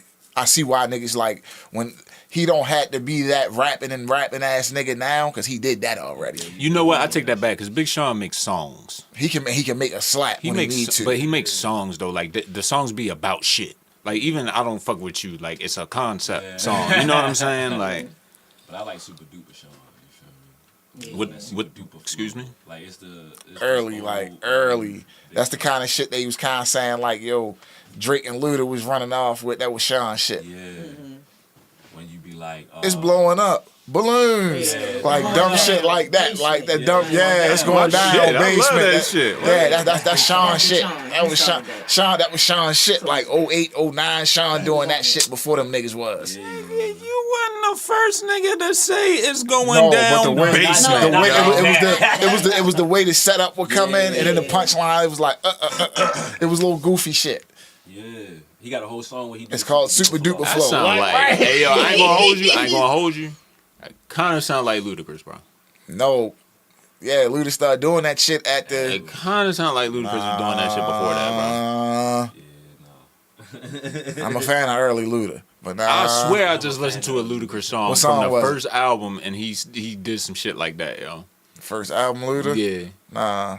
I swear he did that shit on I make niggas eat dirt and Throw fart them dust. bows. Nah. I make niggas eat dirt and fart dust. That shit was hard. That's a bar. That's a bar. All right, let me get back on track. I just wanted to know what the fuck Dirk was doing. Now, I like how you strayed away from that. You didn't answer my fucking question. I want to know if the feds are coming. That's not the answer to that. The feds are on his ass. Dirk. You can't do shit, nigga. Nah, I remember a couple of them niggas went down for that duck shit. Yeah. Yeah. I clean up my image out here. Convenient who wasn't in that. Convenient who wasn't in that indictment. Huh? Huh? Hey, shit, I look a certain way out here. So my name don't end up in none of them indictments. All right. We got a new segment, Trap Pizza, lined up for you. Fonzie, you know I will take the role of T.I. here. If you would like to be the Pizza Hut operator, sir. Are you ready? Thank you for calling Pizza ring, Hut. Ring, ring, ring, ring, ring. Thank you for calling Pizza Hut. Yes. I would like to procure one of your bread, sauce, cheese, and meat concoctions to thrust upon my family to dilute their hunger situation, you dig? You want to order a pizza? That's affirmative. And can you make sure that said concoction is about 14 inches in diameter and about 8 to 10 shareable pieces, please? Pick up or delivery? I will prefer that your haberdashery transport my purchase to my place of dwelling, if you will. Nigga, just say delivery. Damn, how you paying? Cash or credit card? Well, here we go. I will prefer that your goods and services be exchanged by my financial institution-sponsored plastic device with magnetic strip. Put Tiny on the phone. Tiny, what the fuck we tell you about letting this nigga order the pizza? Come on, man. Only on the FactCheck podcast will you find this level of theatrics. If you would like to hire us for stage work, we are always abreast of all digital currency. We do this for y'all. Yo, I heard about this next one. The shit that Carrie Underwood shit. Yeah, Carrie getting the Carrie Underwood is paid $1 million each week to do the Sunday Night Football theme song. She films all of it in one day and got paid $18 million for it. Shout out to the Ivory Princess Carrie. He's talking about that shit the other day at the job. Nigga, I'm not doing nothing fucking else. I'm living off that, my fucking publishing from all my old slaps. Nigga, and I'm running that back every You don't need no publishing. year. You get $1 million a week. No, I'm talking about my publishing from the slaps I've been put out. It don't matter. You feel what I'm saying? So I'm feel gonna live you. off the pub from the old slaps. I'm gonna re-up on that 18 mil every year with the NFL and NBC, and we Gucci forever. That's how you ain't even got to remix that shit. Yo, it's the same fucking song. She just go in that bitch and change her outfit 18 times. You know who mad as shit? Who? That nigga with the glasses and the beard with the cowboy hat that used to do that The shit. Monday shit? Yeah, He do man. Mondays though? I don't know. He's still out here? Fake ass ZZ Top looking motherfucker, you know what I'm talking about? Look like he should have been in Alabama, but not. They ain't changed the Monday Night Football song, have they? I don't know. I don't watch football. No CTE. She's only got the Sunday night game on NBC. Shout out to Carrie That's Underwood. That's a smooth bag. 18 a year. They go in there and do that shit in one day. Would you let Carrie sexual traffic you? Nah. Well, I mean, you gotta. I mean, it's called sex trafficking, but like, fly you out. Would you let Carrie fly you out? Because that is technically sex trafficking. Traveling for sex. You're not letting Carrie sexual traffic you? Shit. She can fly here. Yo, I want to know how many people are being sexual trafficked right now and they not being arrested. Because it's just a regular everyday How many thing. flights was going out today? Nah, see, because it was shit in old boys fucking shit. It's like transportation for the purposes of prostitution. That shit sounds crazy. I'm flying you here because I want to fuck you. Right. It's like you're paying, you flying the prostitutes, you're ordering the prostitutes. Whoa. The whole thing Who is, said anything once you commit any type about of, ladies of the night? This is the whole thing. Once you start committing crime and going across state lines, it's automatically federal, right? What crime? I just got you a plane ticket. Why am I going to I didn't even get on the plane with you. Why am I going to get, if I'm this big baller nigga, as old buddy he's supposed to be, why do I gotta go, if I'm in the town, right? Wherever I'm at, why can't I find the top shelf joints in that town? Because you like a certain kind of ice cream, right? You gonna want to eat that ice cream when you eat ice cream, nigga. So, from my listenings to the Joe Budden podcast, what it seems to be is the escorts have a network, right? I'm done. No, there's a network, right? So if I'm in it, if I got some joint over here, that's my type of ice cream, and that's the situation, I should be able to be put on with all of my favorite type of ice cream spots and wherever I'm at, right? If you're into that thing, I see what you're saying. That's all I'm saying. There's nothing wrong if with I that. got a favorite type of ice cream. I'm pretty sure it's more than one ice cream spot. But you might like a particular one. I want a certain flavor from a certain manufacturer. God damn it! Oh, see, now that's a different Like thing. So now you have to say Diddy was manufacturer. having that one dude everywhere. You know what I'm saying? Just that one. Wait a minute. What? Wait, what? Hold on, y'all ain't see the interrogation shit with the dude? I don't think we were talking about that. No, I'm just saying. He just like that one particular guy. Hold up, nah, we totally going down that road. So wait, he's got a guy? Yo, right. It's this interrogation video. He's This got white guy talking about how he was like the guy that would be to have sex with Cassie. Video. He would videotape it while he and all And he that was shit. also a And he coxman. would fly him out everywhere. And he was also a coxman, though. Yeah.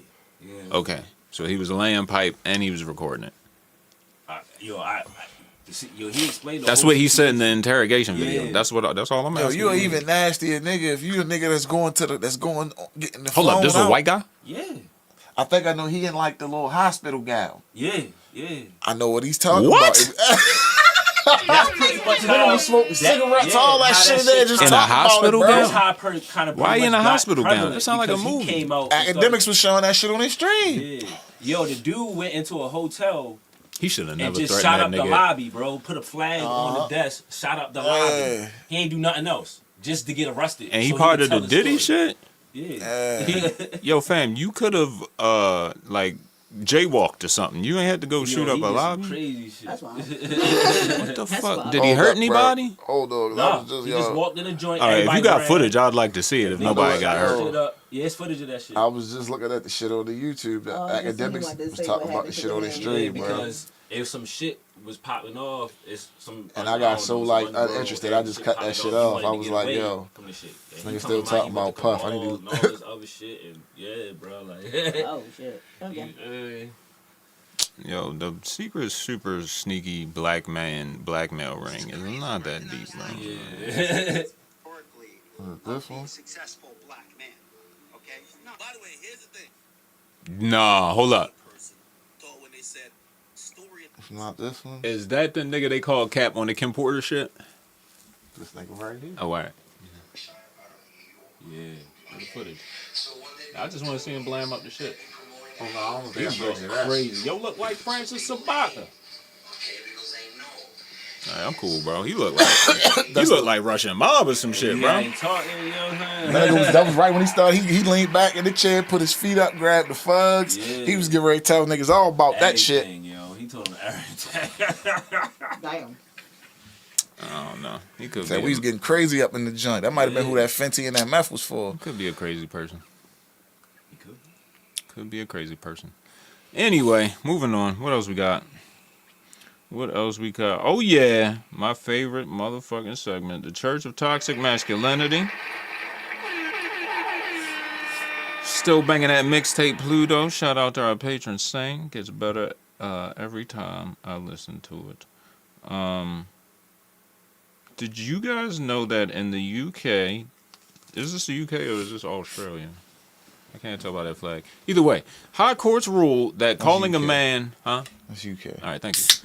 Calling a man bald is now considered a form of sexual harassment. Damn. All right, let's clap it up for that. Shout out to the high courts. Men too. Men's rights. Men too. Men too? Men too. That's kind of flagrant. But fuck it. Men too. The decision came after Tony Finn, a 64-year-old electrician,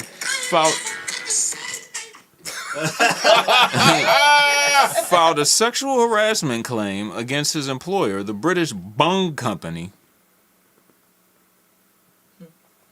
The Bung Company?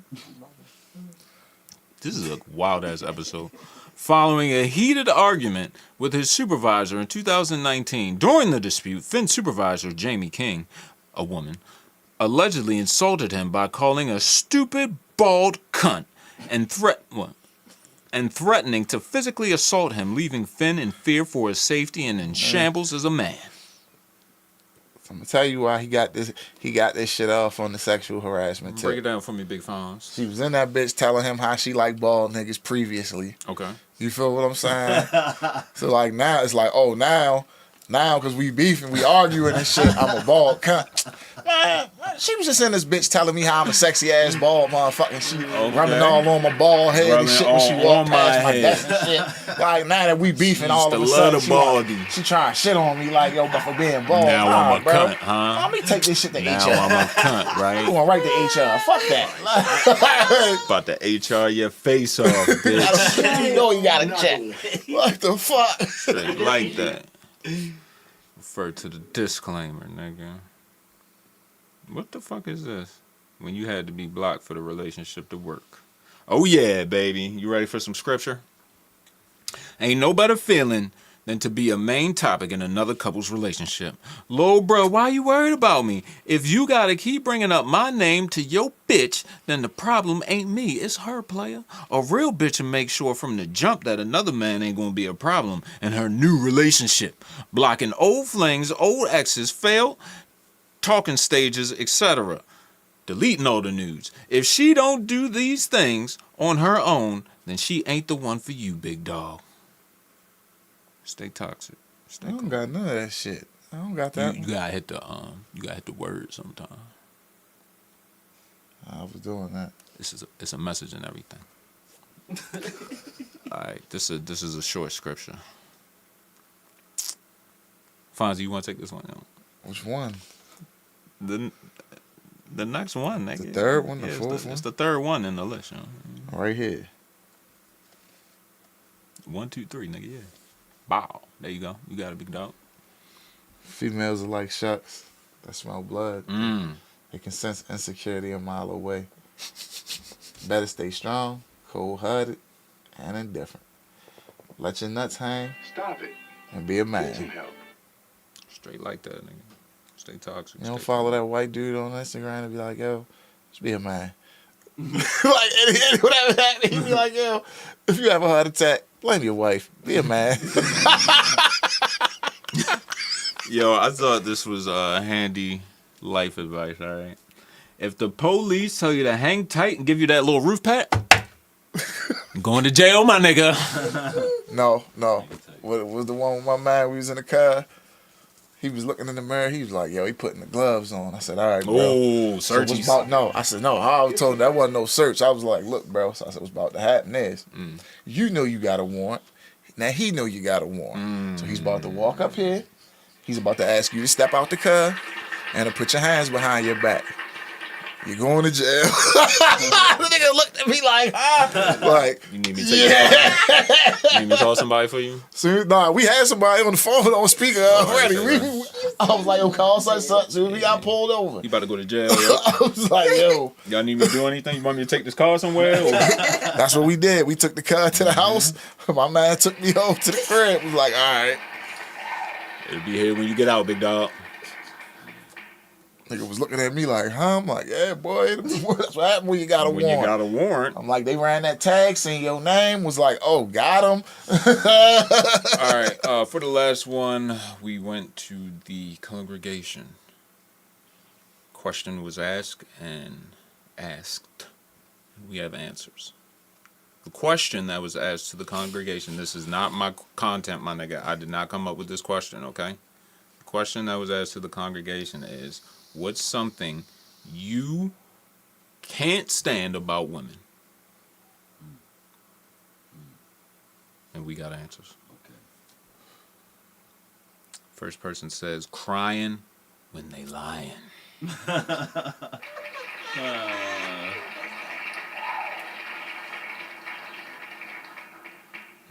There's some crazy ones in here.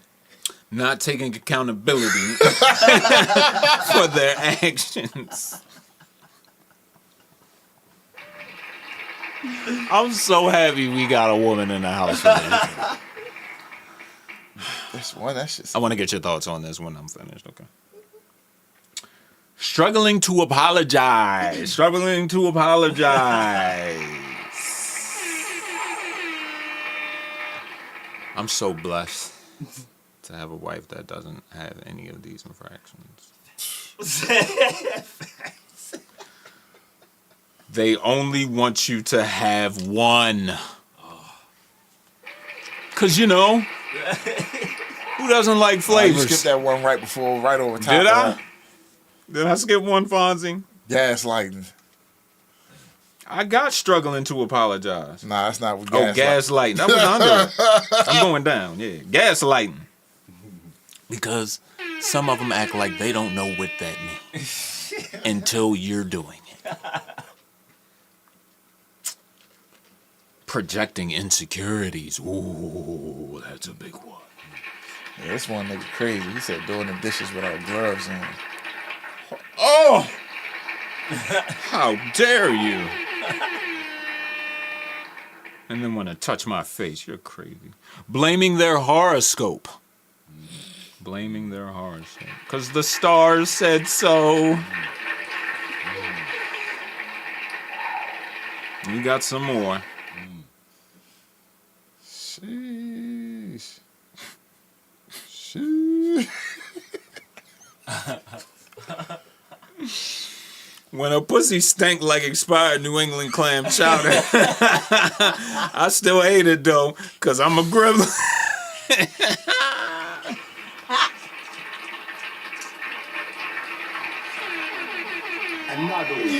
Shout out to being a fucking gremlin, bro. That's crazy. I gotta keep going.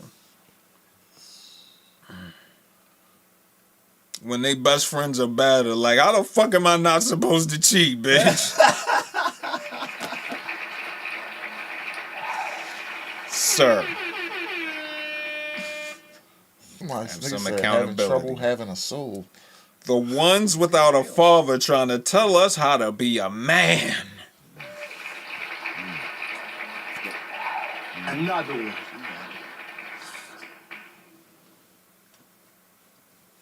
When they exist. Damn, son.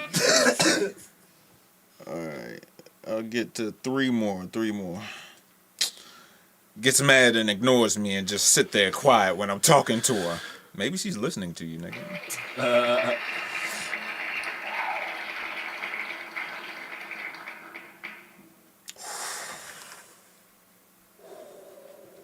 This is iceberg chili, nigga. I don't even want to read this one. It's so cold, Fonzie. Are you ready?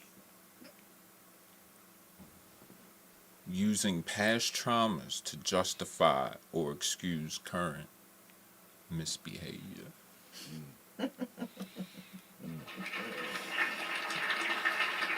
That's crazy to get told as an adult, yo, this bitch misbehaving. I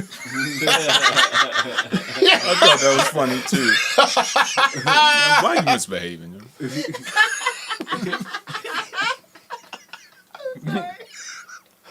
Fuck.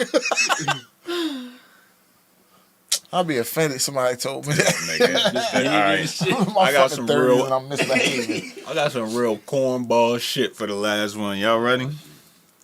This nigga so corny, he ain't even got a face on his shit. And his name Nobody Perfect 1000. Well, you know I got flaws too. From the rip, I'm flawed too. Nobody's perfect. You came on there, I'm gonna be scummy. I'm fucked up too. So let you know. How fucked up you are. So look, right. This is what my man said. Yo said, it's just no effort in approaching. Like, they won't make the first move, but will stare you down like a hawk and expect you to say something. I just want to do my job and go home. Stop pressuring us. Let me tell you something, you fucking loser. If you want anything in life, anything, you have to go get it, yo. And it sounds like you're probably a plumber or some shit like that. Like, I just pulled up to do my job, lady. Fall back. Yeah, yo. You can't plumb shit and expect a bitch to just be on you all willy-nilly, bro. You gotta show a little crack or something, you know? Use what God gave you to get what you got. What they say in Players Club? Use what you got to get what you want. Don't let the game. You gotta make the money. You gotta make the money. They broke that bitch down, Brody. Oh my God, I ain't never seen a bitch get broke like that. Talking about for the streets. That bitch wound up selling shoes at the mall. Facts. And was happy. I'm out the game.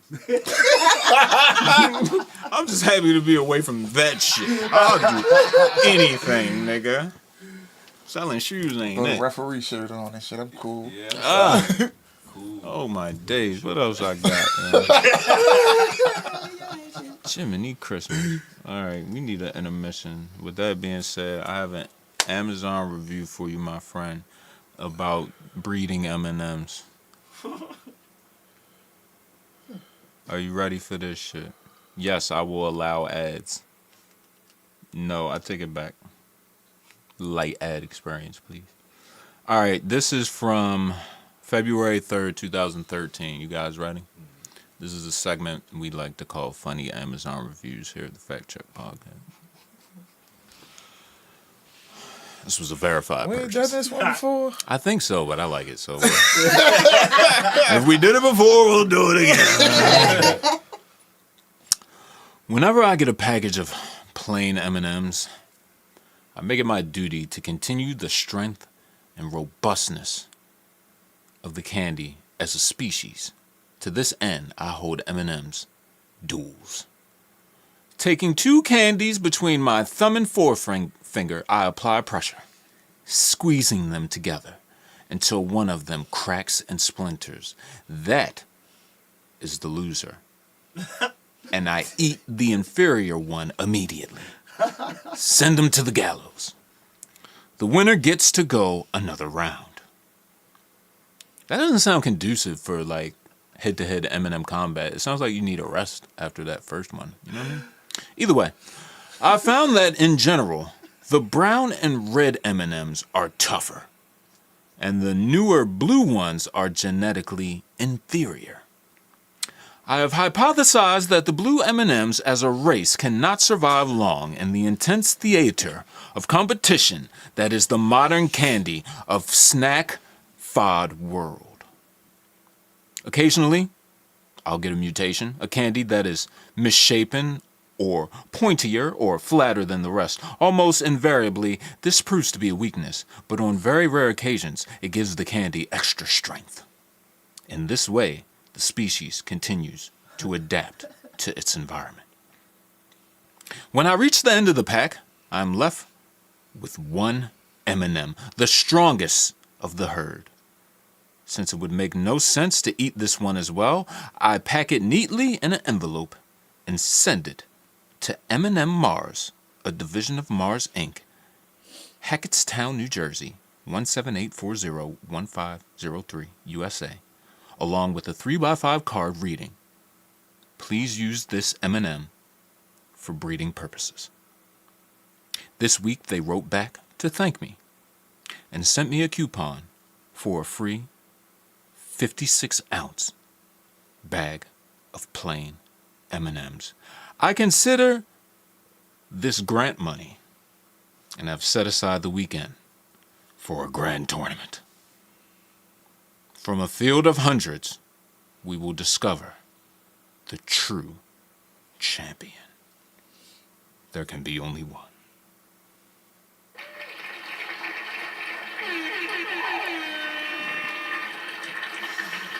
Another one. I almost shed a tear. That was excellent. Would you like to hear about a found 72 pack of kazoos? My man E. Parker says they're crap, but it's quantity over quality. Pass them out at a protest against the Westboro Baptist Church to drown them out. Not the loudest on their own, but when you've got 70 odd angry queers kazooing in unison well.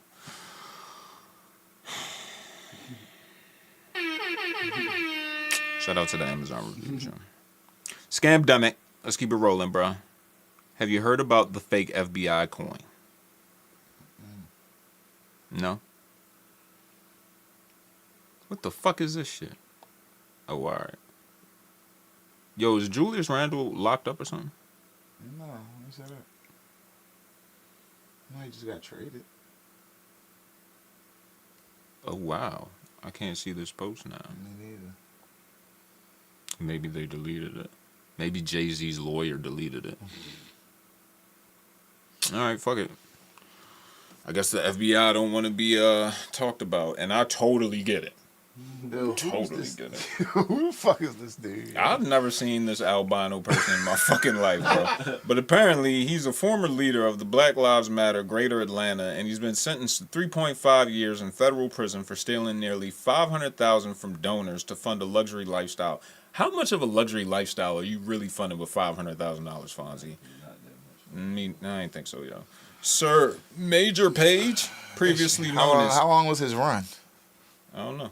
Previously known as Tyree Connors Page, was convicted of money laundering and wire fraud at a trial in April. After George Floyd died, hundreds of thousands were gifted to his nonprofit. So you gotta think about it like this. What if the hustle to a lot of these nonprofits is this? If I'm the nigga that work at the nonprofit's paying me a nice little salary, right? So I'm already getting broke from the company itself. So if I'm gonna take another couple hundred bands, I'm cool. I got a nice little, probably the cool little life.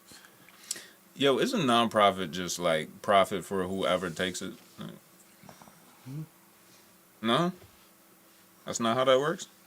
You still gotta put some of that money to do some shit. Well, yeah. That's the non part. But it's kind of like after expenses type shit. I'm fucking with you, yo. When they do them charity balls, it's like... Niggas should have known what was up. If you go to his Twitter profile, in his bio, it said he was an actor on American Horror Story. Damn. So I'm not trusting an actor to spearhead my this the nigga, man. campaign, yo. That's the Black Lives Matter nigga. Who is you, bro? And then how are you albino? Never mind. Never mind. I ain't even gonna do that. Cinch. Yeah, yo. Something is going on, bro. He's at a football game in London with Cinch. Who is? Durkee. He doing his bucket list, bro. He going to jail. Unless he on a Diddy tape or something. I don't know what the fuck is going on. Either way, Swiss Beats. Y'all heard about this? Dirty Swiss. Swiss Beats has been accused of being involved in a scam where he received more than $7 million in illegal money. According to court documents first obtained by a website I refuse to mention, the multi-billion-dollar fraud lawsuit, which was filed in New York on Wednesday, states that Swiss allegedly received funds linked to the 1MDB scandal. Says the company misappropriated the money and stole billions of dollars. Him and Timberland was up to some shit. They up to some bullshit. They was up to some bullshit after that Versus shit. Yeah, man. When your idols become fucking it's like, weird. yo, that beat club shit Timberland was doing. It's a lot of shit coming to light on that. Swiss out here getting It's a scam. Y'all niggas supposed to been big money niggas before all this shit. Why y'all want to get into this scam? Like, yo, they watch. Like, I watch a lot of shit, yo. And like I tell niggas all the time, the play is this: when you scamming, as long as you look like you got it already, niggas will give you their money. Niggas will give their money to a rich nigga. The rich nigga could be robbing you blind. Nigga like, here you go. Just saying, well, you know I can make you richer. Yeah, you could be like me. All right, you sick son of a bitch for this week goes to a man that chopped off his own dick during a magic mushroom trip. A 37-year-old man in Austria reportedly amputated his own balls and dick with an axe after ingesting a large dose of psychedelic mushrooms, according to a case detailed in the Mega Journal of Surgery. The man, who had a history of depression and alcohol use, experienced a psychotic break during which he used an axe to sever his genitalia. Fonzie, thoughts? Did you say Dirk and his mans, nigga? Is that Polo G? No. What does that have to do with a man chopping off his own dick on That's his just shrooms? wild. Nah, that's why you... Yo, shrooms are fucking up a lot of shit. We've had a whole town die from shrooms earlier. Niggas getting bad shrooms. Now people are cutting their own dicks off. And that's niggas was buying them shrooms off Telegram. Stop fucking with them niggas that hit you on Instagram like, yo, I got the shrooms. All right. Shout out to the man. Them 4 men have been found guilty of smuggling 4.3 million worth of cannabis from Africa to the UK, hidden in sacks of gari powder. A container load. Gari powder. Huh? It's nigga gari powder. Did I say it right? I don't know. What'd I say?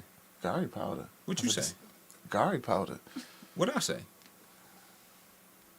I said Gary? No, you said Gary. I said the same shit you said. Gary.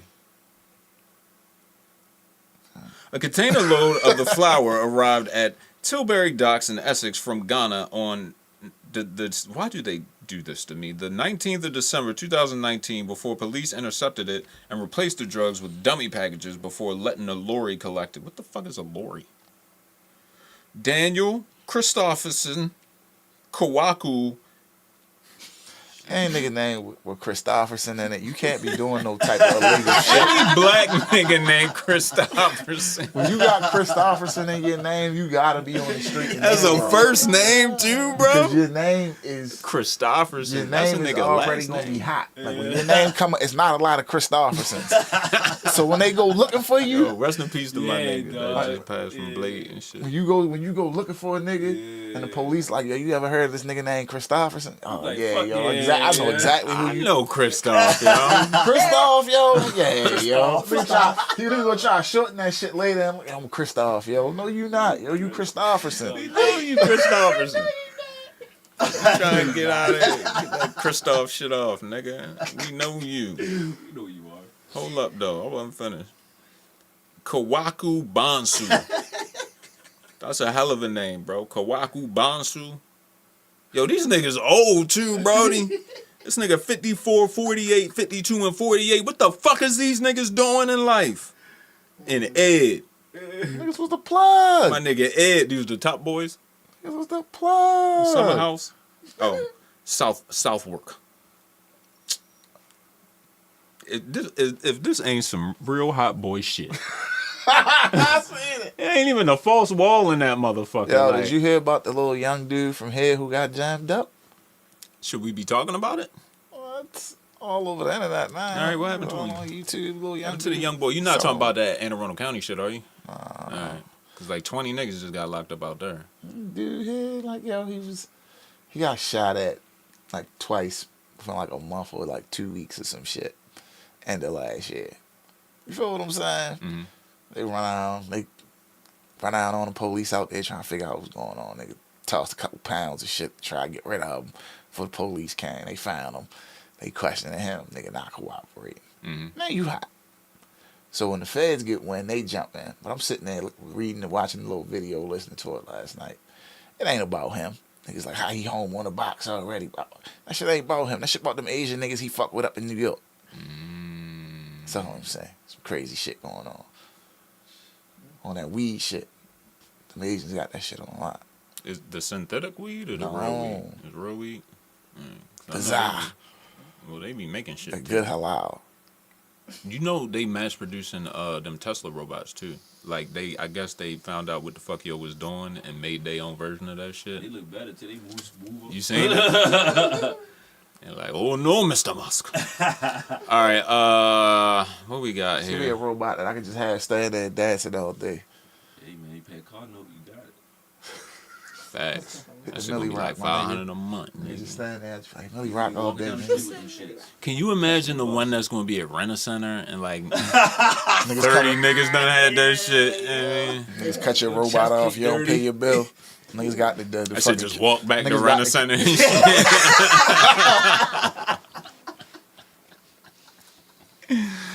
Hey, yo, you wake up, your robot gone, bro. You calling the nigga like, Yo, where you at, yo? Oh, you wake up in the morning, the nigga gone. You like, you went out last night, yo? You left? Like, god damn, where you go? That's funny in itself, yo. Like your robot just had Just a night dip. out and shit. Just dip. Just dip. Yo, come home first and shit. Nigga come home to be put on the charger. Imagine if robots are like Bender from Futurama. Put me on the charger. Please put me on the Yes, charger. yo, I need some juice, nigga. Juice me up. Fucking with the nigga holding the plug over top. I'm like, nigga, shouldn't have went out last night. Yeah, I know. Look at you all fucked up. All right, yo. Getting the kids ready for school. That nigga walk in. Oh, shit. My bad. Sorry, I'm late. My bad. All right, we got a little bit of music industry news, and then we're almost out of here. I still got a whole nother show to record. Canada, headquartered, how you say that? Kilometer? Kilometer. Kilometer? I feel like that's kilometra. Kilometer. That's how they spell All it. right, KMG via its Barometer Global Music Royalty Fund says that it has acquired the publishing catalog of American record producer Cardo. Did I say that right? Okay. The deal expands their catalog to what the company says is over 3,000 songs. 9 of these are among the 20 most streamed songs on Spotify of all time, featuring artists like The Weeknd, Post Malone, Drake, Dua Lipa, Chainsmokers, Halsey, and Kill 'Em All, Travis Scott. I'm gonna tell you why this is a play for a lot of these niggas, yo. Yes. So somebody like Cardo who's still active, right? Mm-hmm. I can sell you a piece of my catalog, right? Mm-hmm. For whatever you paid me. Mm-hmm. You know what I'm saying? That 50 M's, that 20 M's. I'm still making new shit. Mm-hmm. And you ain't got no piece of that new shit. So all that new shit I'm making, all these new slaps that I'm producing for Drake, and all these fucking big time niggas that's gonna go crazy on the streamers, you ain't getting none of that. I still got that coming in. I mean, call me crazy. I'm not giving up a revenue stream. I'm not Regardless either. of like how but old it is. Some of them niggas, they getting it and still so active where... Yeah, but we also talking about some of the most streamed songs ever. So songs that are gonna continue to be streamed. You know what I'm saying? Who knows? It might be one of them things where it's, hey, you got this for X amount of time. I would do that. If you gonna do an option like that, I definitely would have an I option give you to that buy for, this shit, I give you that shit for this amount of time. Give me 20 million. I give you that shit for 5 years. Yeah. Nah, they're buying them. That's crazy. Because it's part of their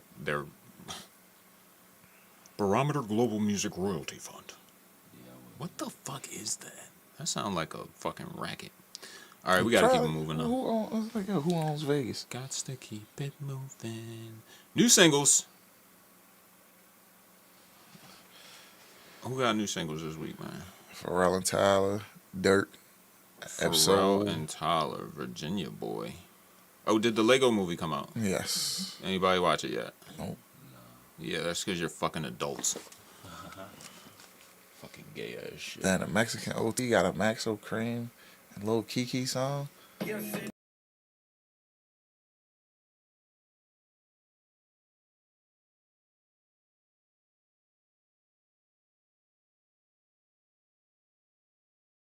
And this sound like a throwaway Clips beat from Hell Half.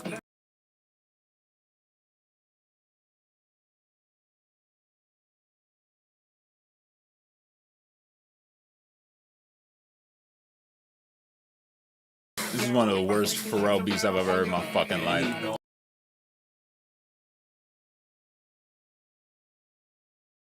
This is Pharrell doing Q-Tip.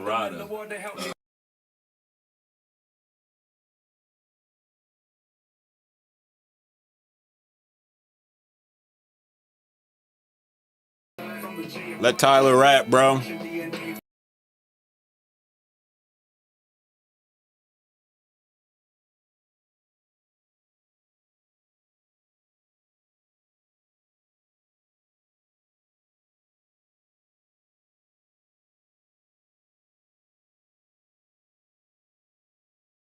You think he wants to fuck Pharrell?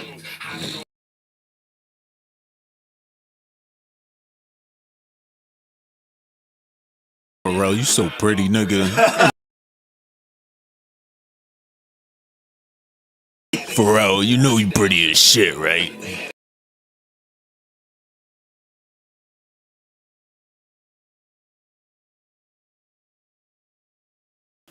Oh shit. We got the collab of collabs, nigga. You ain't tell me Honcho collab with Durkee? You know he going to jail. He trying to get his streaming numbers up. Let's go. Honcho and Durkee.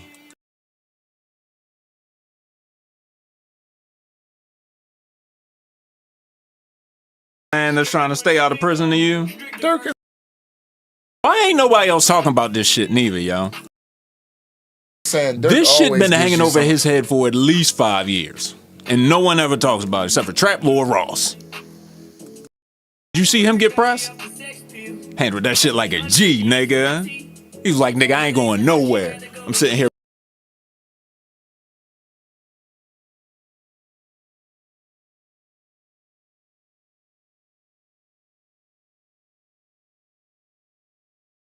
All right, bet. Absol, squeeze first two.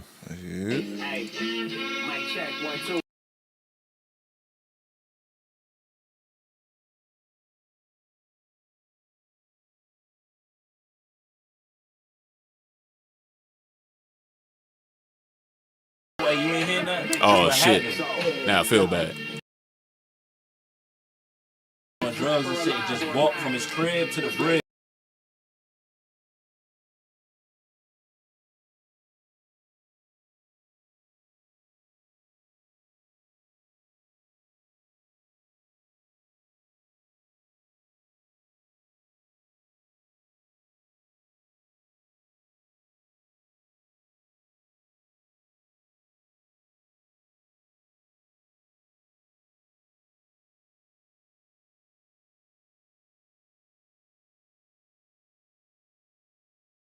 That's one of their things they love telling the nigga out there. Freak you like a black and mild, you dog. A tourist. Oh, you a tourist, dog? What's that They mean? said that shit on, nigga, you ain't from out here, nigga, you a tourist, nigga. Oh, tourist. I thought you was talking about like yeah, that's what I thought. Oh, tourist, like, nigga, you ain't from here, nigga. You on vacation, my nigga. Like, tourist, remember that? Take your Canadian ass home, bitch. That was even on whatchamacallit. What song was that? King's Dead.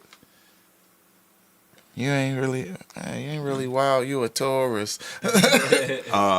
Mexican OT, Maxo Cream, and Lil Kiki. Yo, Mexican OT is on a song with somebody that I was like, what the fuck is this shit? I can't think about who it is right now. I still ain't got fully into his music.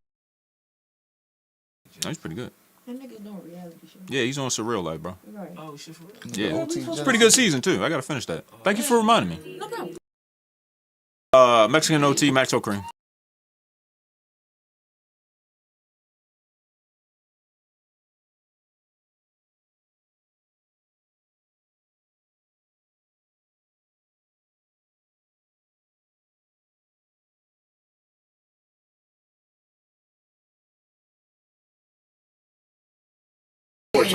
Sex life, tell him a course.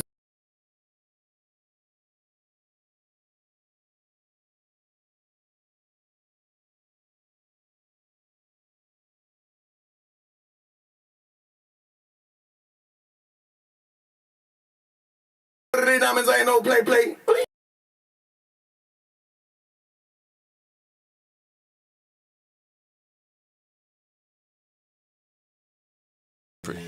Pretty slick maneuver right there, Mexican, with the Chinese You know what I mean? And so I love when other races are racist. All right, what else we got? Why is this nigga still rapping? Who? Cordless. Mm-hmm. I'm good on that. It's cordless, mad as fuck. Y'all call him Corday. Oh, I'm like, what? Cordless. I'm cordless.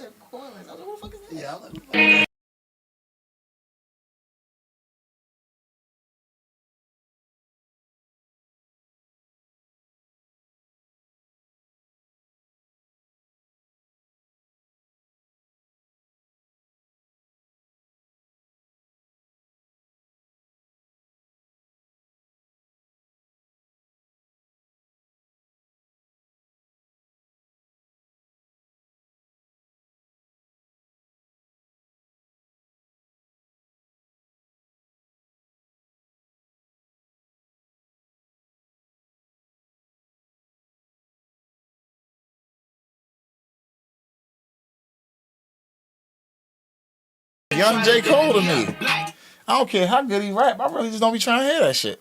Yeah. Oh, he don't be talking about nothing either? I don't want to be trying to hear that shit neither. Like, yeah, I don't care how good you rap, bro. I think it's like one song I heard him on, and I gotta listen to it because it's somebody else's. That beat was hard though. Yeah, That was a hard beat. Shout out to Bud. We gotta cleanse the palate, man.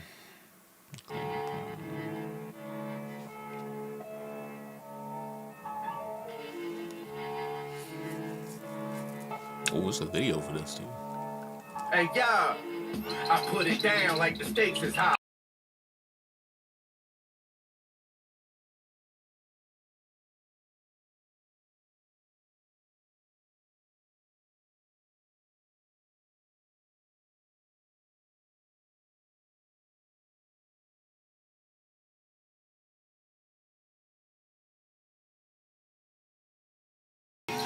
Yeah, Fonzie, that's an open and shut case, man. You already know the business with that, man. We ain't get the Benny first. I don't think we have to on that, buddy. That tape come out next week. If I'm Next not week is mistaken. coming out, full length thing. I think we already got 4 songs from it. Yeah. Had to make my own And little. then Gun coming out the beginning of November. That shit could be fucking New December. Skepta sighting. Yeah, Skepta and Flo Milli. Ooh, produced by Skepta and Lex Luger. Lex The on the fuck? production. What the fuck is we doing?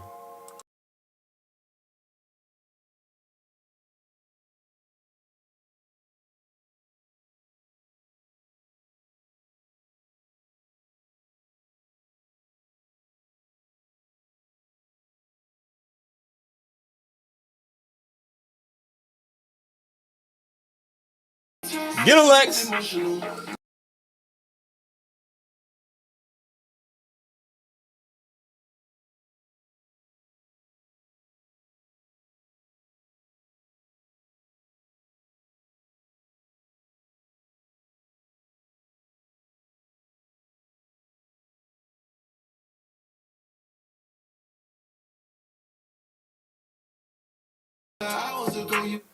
What you think better, this song or Central C and Ice Spice?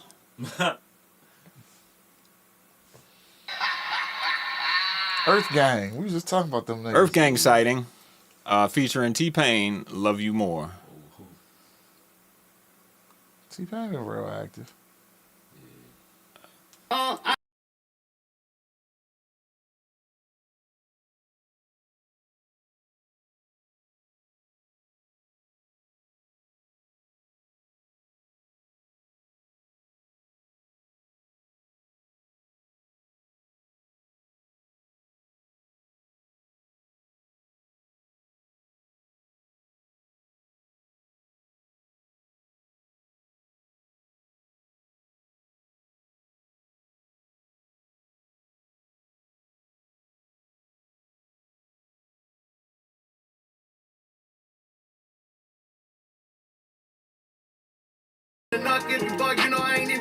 Hey, Earth Gang, y'all should never try to make commercial music, bro. Never. I don't know. Streets and T-Pain cannot save you. That's what I felt like it was too. You have Jimmy Cole in your cell phone at all times, and you went and got T-Pain? That's what Chad Focus did. Had all that money when he got T-Pain feature. All right. Well, you gotta make it look. Like that look like a feature you get on a come up. I mean, I see that for Chad Focus. Could have went and got any of these up and coming street niggas for a cool 5 or 10. That would have made it hot though. No, it wouldn't have. That would have made it hot. That's how a lot of niggas, they phones be tapped, all that shit. You know, T-Pain, that was a good choice. That is how a lot of these niggas guy, get features. You know? A lot of these niggas get features when them artists doing them little mixtape runs, going to do them club runs. Hey, my boy, I got 15 bands for you. Come holler at me when this shit over. Nigga like, all right. Speaking of scams, you rappers were lucky we was off last week because I saw a post that had about 60 y'all niggas on there doing the verse scam. We not going to talk about it though. Lucky I can't find that post. Rome Streets and Derringer featuring Westside Gun, Black Widow. That shit better be hard for them. Them niggas got a tape out. Always get Rome Streets confused with Ron Browns for some reason. Wow.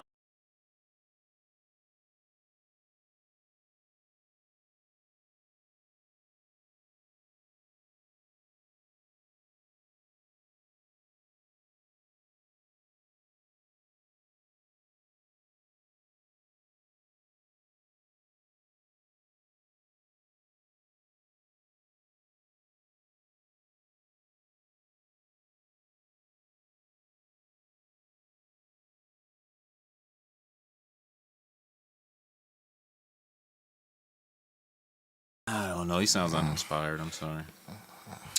Reason? Said my nigga had dreads, went upstate, now he got a baldy like Mr. Clean. Nigga, what the fuck? Oh, y'all want some more? Want some more? Was gone for a minute, nigga. Got this nigga lost all.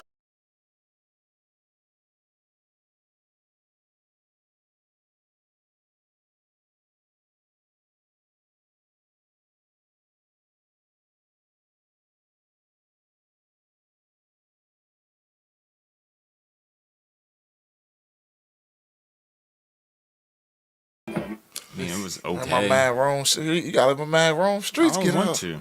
Rome, you don't like Rome? No, I do, but remember Ron Brown. Reason featuring Buddy and Kaz, I Thought You Loved Me. California shit.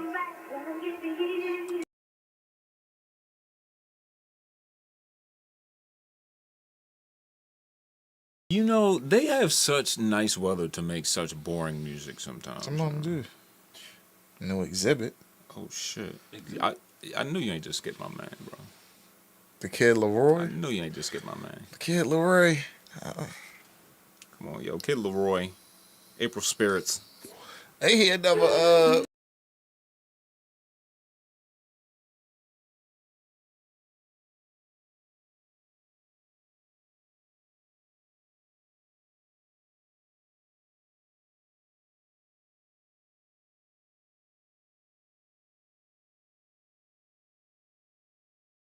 Nigga, we going triple platinum with that one, son. What the fuck? Where Bibby at, man?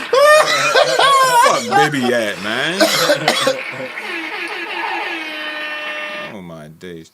Exhibit. His album is coming out under. Fuck. I just seen this the other day. It's some wild shit. He signed with somebody really weird. I think it might be a boxing promoter or some shit like that. It's something really weird, bro. Nigga signed with the Money Team? Nah, it might be the Sheik or some shit like that. I don't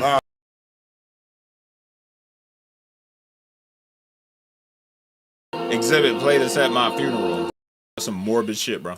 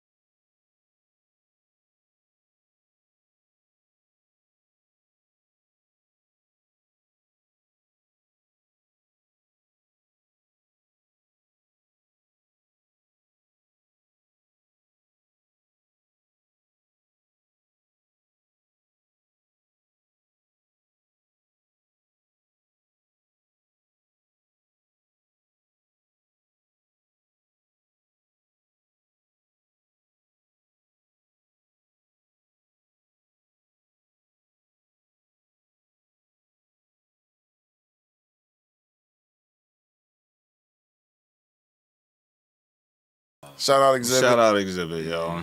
Only because Fonzie said Shout so, out Exhibit, because yo. I wouldn't shout shit out, nigga. I think you're trash. I think Pimp My Ride was a fucking scam. Them first couple albums is ass. You only got one slapper that's Restless.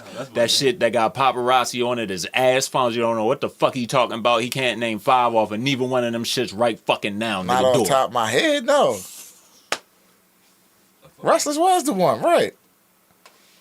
Front to back, nigga. Exhibit first couple albums. Get the fuck out of here. How was that first shit? What you see is what you get. Hey, nigga, fuck out of here. His first album ain't Restless, nigga. I know that. That's why I said 102. Fucking Exhibit. That front to back was fire. Who the fuck is this? RJ.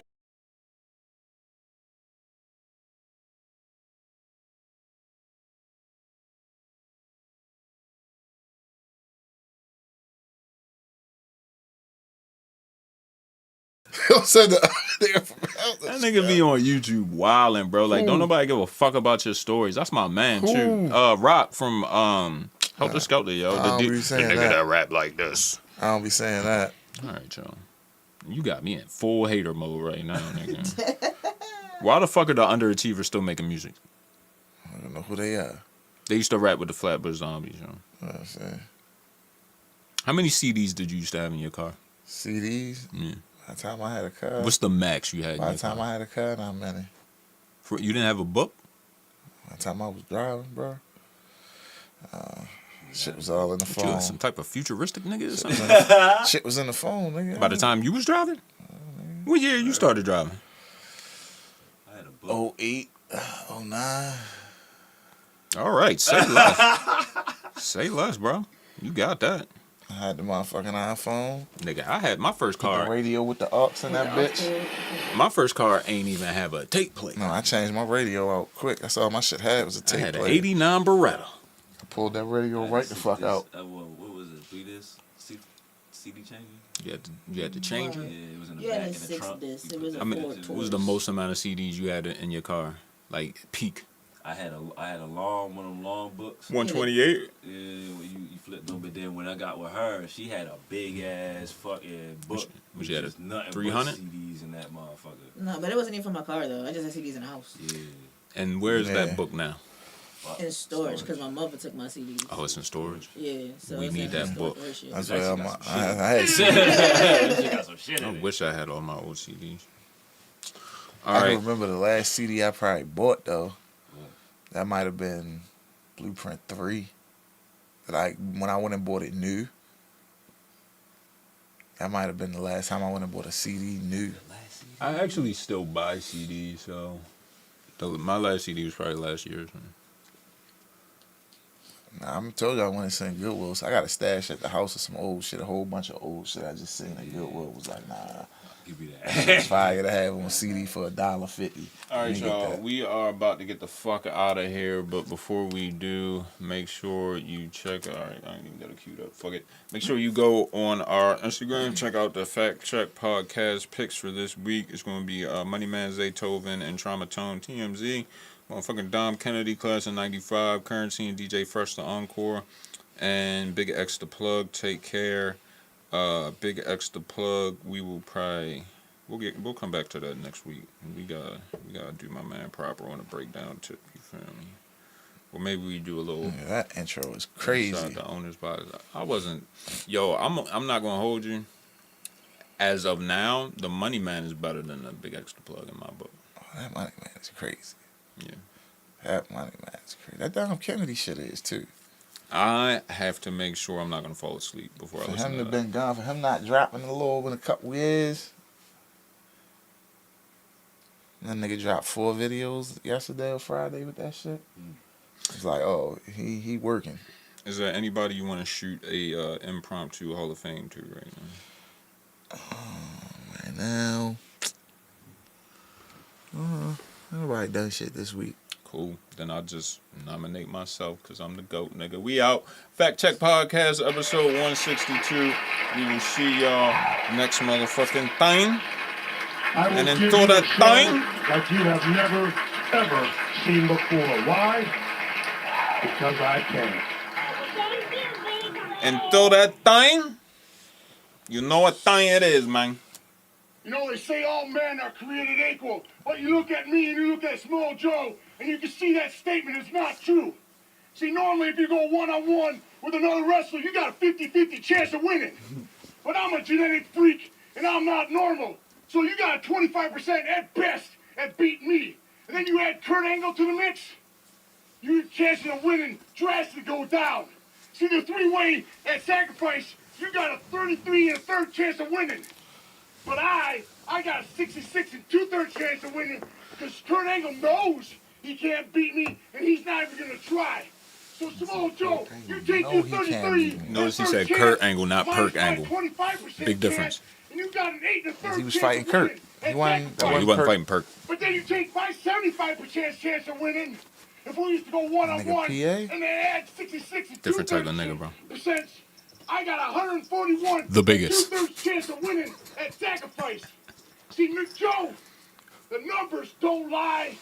And they spell disaster. At sacrifice. You stupid motherfucker. Some shit spelled disaster. Because the numbers don't lie. Nigga, we got one life. You can't, it ain't no redos. Nigga, this shit don't last 1,000 years. Most niggas live to what, 60, 70? That ain't a long time if you really think about it. It's not. Then, by the time you start getting money and enjoying life, nigga, you done already lived 20% of your life. That's before you even got to the escort that of way. your life, nigga, you gonna be old, so you ain't gonna really be able to do a lot of shit. So what do you really only get 40% of life to really just live and have fun for real. And fuck bitches. Really think about it. Because you gotta calculate the half of your life that you sleep. So if you 70, I ain't even gonna say half, because don't nobody sleep 12 hours. But nigga, if you live to be 70, unless you a narcoleptic, 25 of them years your ass sleep. So you really only living to be what, 45? That's you're alive. 10 of them years you a child, so 35. Then you gotta think about. So he said you an adult when you 11. Really be who you are. When you 11, you grown man. Fun, so that's another 5, 10 years. So nigga, you really only got a real 20 years to really live your life for real. If you think about it. So all that bullshit don't really be worth it at the end of the day. None of it. Any beef that exists ain't worth it. Any feud, any fucking relationship that was like, y'all broke up over some bullshit, that shit wasn't worth it. Any fucking decision, you just like, nigga, niggas always bring it back to the bitches too, yo. That's what it be. Any bitch that really left you and you still mad about it. They're doing this. I've always said, listen, you will never put out all of the music that you make in your lifetime. So this is what you need to do. Sell some, get the rest away. Die empty. Die empty. Don't die with shit creatively inside you. Die empty. So however it's got to come out, if I got to throw it out, give it out, this is the album that I vacuum my floor with, get it out. Get it out. Best example of that is Dylan. When he knew that his days were limited, what he did is he made sure that he got with people that I'm going to do this. I'm going to do this. That's why he still got shit coming out that you haven't discovered. Oh my God, I got this new batch of Dylan beats. What was this? Oh, it was under somebody's bed and this CD he get it out. What? Get it out, nigga. Get all that shit out. The fuck? Like I said, he was just giving out beats to niggas. Here. Not even the rappers, niggas, just that random people. Here, yo, hold this. So then you see your man that rap. You see a nigga that fuck with him that rap 10 years later after the nigga died. Yo, nigga left this CD at my house, yo. You want this shit? Oh, I got 2 more shit. Where this shit come from? To be real with you, I got a lot of people that's not black that help the shit out of me. Because they really, people that really believe it. And I ain't talking about business, I'm talking about in life. People that love you. It's not always going to be a color thing. And I know we fight so much to get us together, but at the end of the day, while you spend your time on this planet, you better love who love you, and you better figure out who love you and who got your fucking back. Because bitches be having herpes, bro. And they'll burn you. We're gonna ride off on this, man.